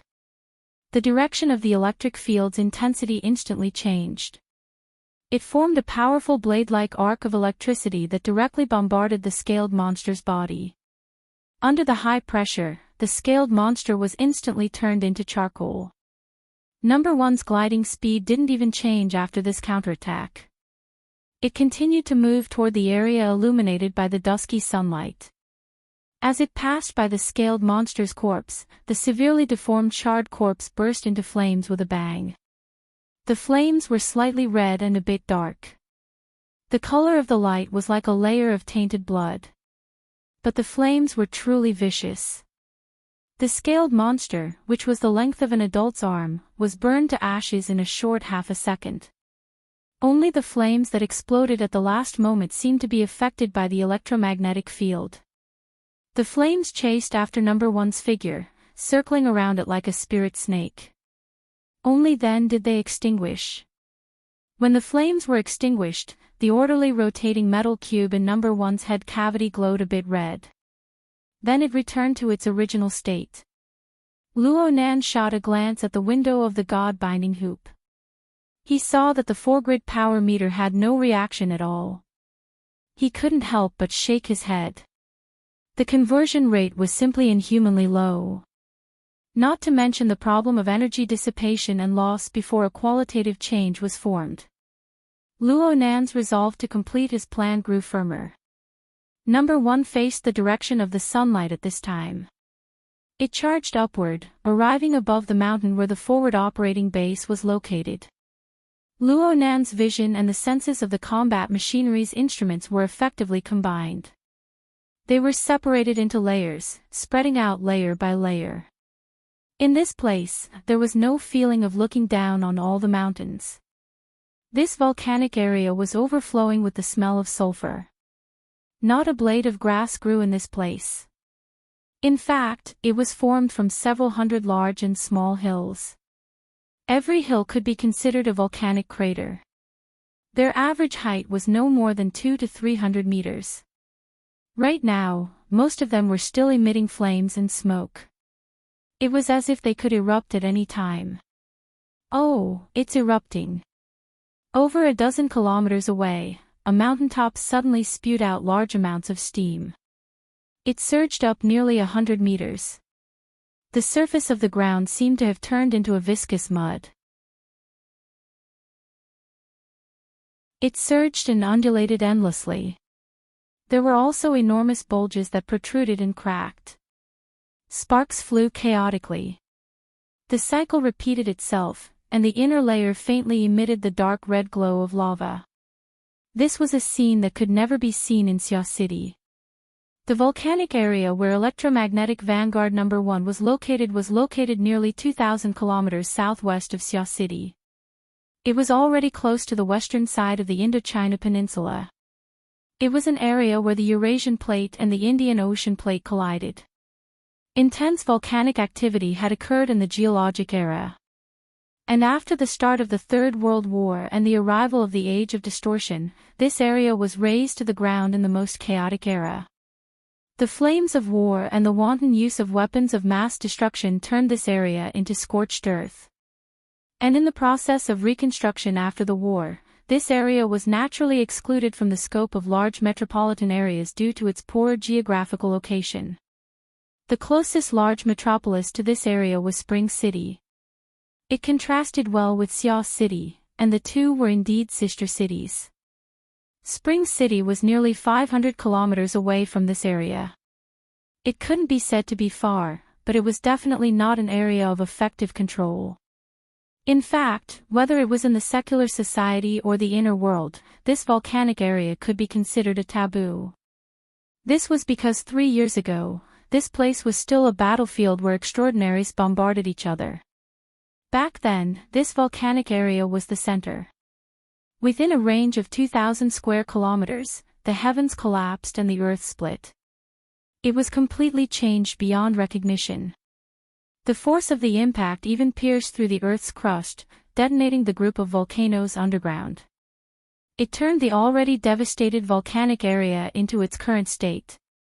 Luo Nan knew of one of the extraordinaries who participated in this battle. It was Her Majesty Empress Wu's RT-8313 mission post on headquarters website. It was Mr. Jin Buhuan, the one who hinted that he wanted to act like a rogue against the Empress Wu. Not long after this message was posted, this successful extraordinary businessman engaged in a spectacular battle here. Then he disappeared from everyone's line of sight. Jin Buhuan's disappearance caused a sensation back in the day.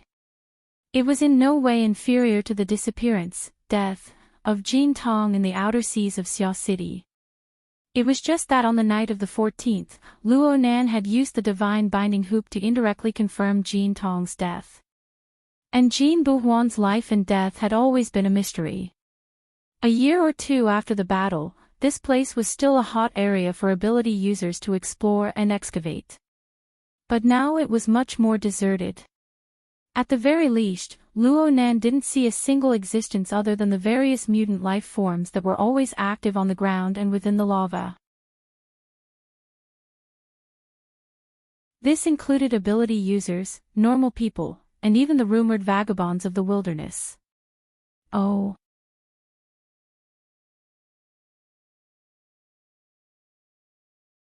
Chapter 596. The ring-shaped drone somersaulted back and forth within the steam cloud. No matter how miserable it was, it persisted and remained the same. It displayed its extreme stubbornness. After going back and forth a few times, Luo Nan had a general understanding. This should be some kind of field sampling work. From the direction of the electromagnetic waves, the operator was several hundred kilometers away. Perhaps they were still in Spring City. This was a relatively safe method of scientific research. Luo Nan didn't really care. Of course, he didn't want others to pay attention to his actions and cause unnecessary interference. So he controlled the combat robot to go down from the side of the hill, avoiding any possible surveillance cameras or radar. Those things were still a bit of a hindrance, but the place Luo Nan wanted to go was still quite far. A small detour was nothing. Luo Nan made a detour from the side of the hill. The drone in the sky completed another roll and shuttle within the steam cloud. This time, it swayed and shot out a net-like object. It seemed to encircle some matter that was ejected from the crater of the volcano. Then it turned around and left. The sampling was successful. Luo Nan's mental senses focused a bit. He saw that there were 2 or 3 1-centimeter-long fiery red ants encircled within the specially made fine net. These fellows could be considered large among their species. They were struggling fiercely, but they didn't have many methods to deal with the specially made bug net. The ring-shaped drone accelerated in a straight line, quickly distancing itself from the steam cloud. Clearly, its target here was undoubtedly these ants. The source of interference was gone. 2,000 kilometers away, Luo Nan frowned from within the simulation pod. What a coincidence. The other party was also interested in the Vulcan ants. Oh, this wasn't strange at all. After all, the Vulcan ants were the star mutant species of this volcanic area. They represented a typical mutant species ecology. They had been very popular in recent years. Many research dogs were counting on them to publish papers and graduate. Just take a sample and go back for analysis. It's best if we don't meet again. It was impossible for Luo Nan to make the volcanic area his private hunting ground. With the current level of technological advancement, there would be satellite imaging even if there were no drones. Playing with a single drone was just a dream. He could only eliminate the interference as much as possible. Luo Nan suddenly discovered that the speed of the drone, which was already far away in the horizon, had suddenly slowed down while he was pondering. It swayed back and forth. In the end, it was unable to advance any further. It slowly descended. It seemed that there was a malfunction. Luo Nan's mental senses kept track of it from beginning to end. He saw the struggling appearance of the machine, and he could imagine the unwillingness of the remote controller several hundred kilometers away. It has nothing to do with me.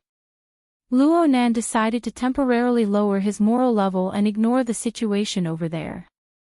He wanted to complete his own plan earlier and calm his mind earlier. The target area of Luo Nan's plan was located 140 kilometers away. The target was over there. The forward operating base was over here. The distance between the two was quite far. It wasn't that Luo Nan was looking for trouble for himself. It was just that the most famous manic zone of the volcanic area was not far away from the forward operating base.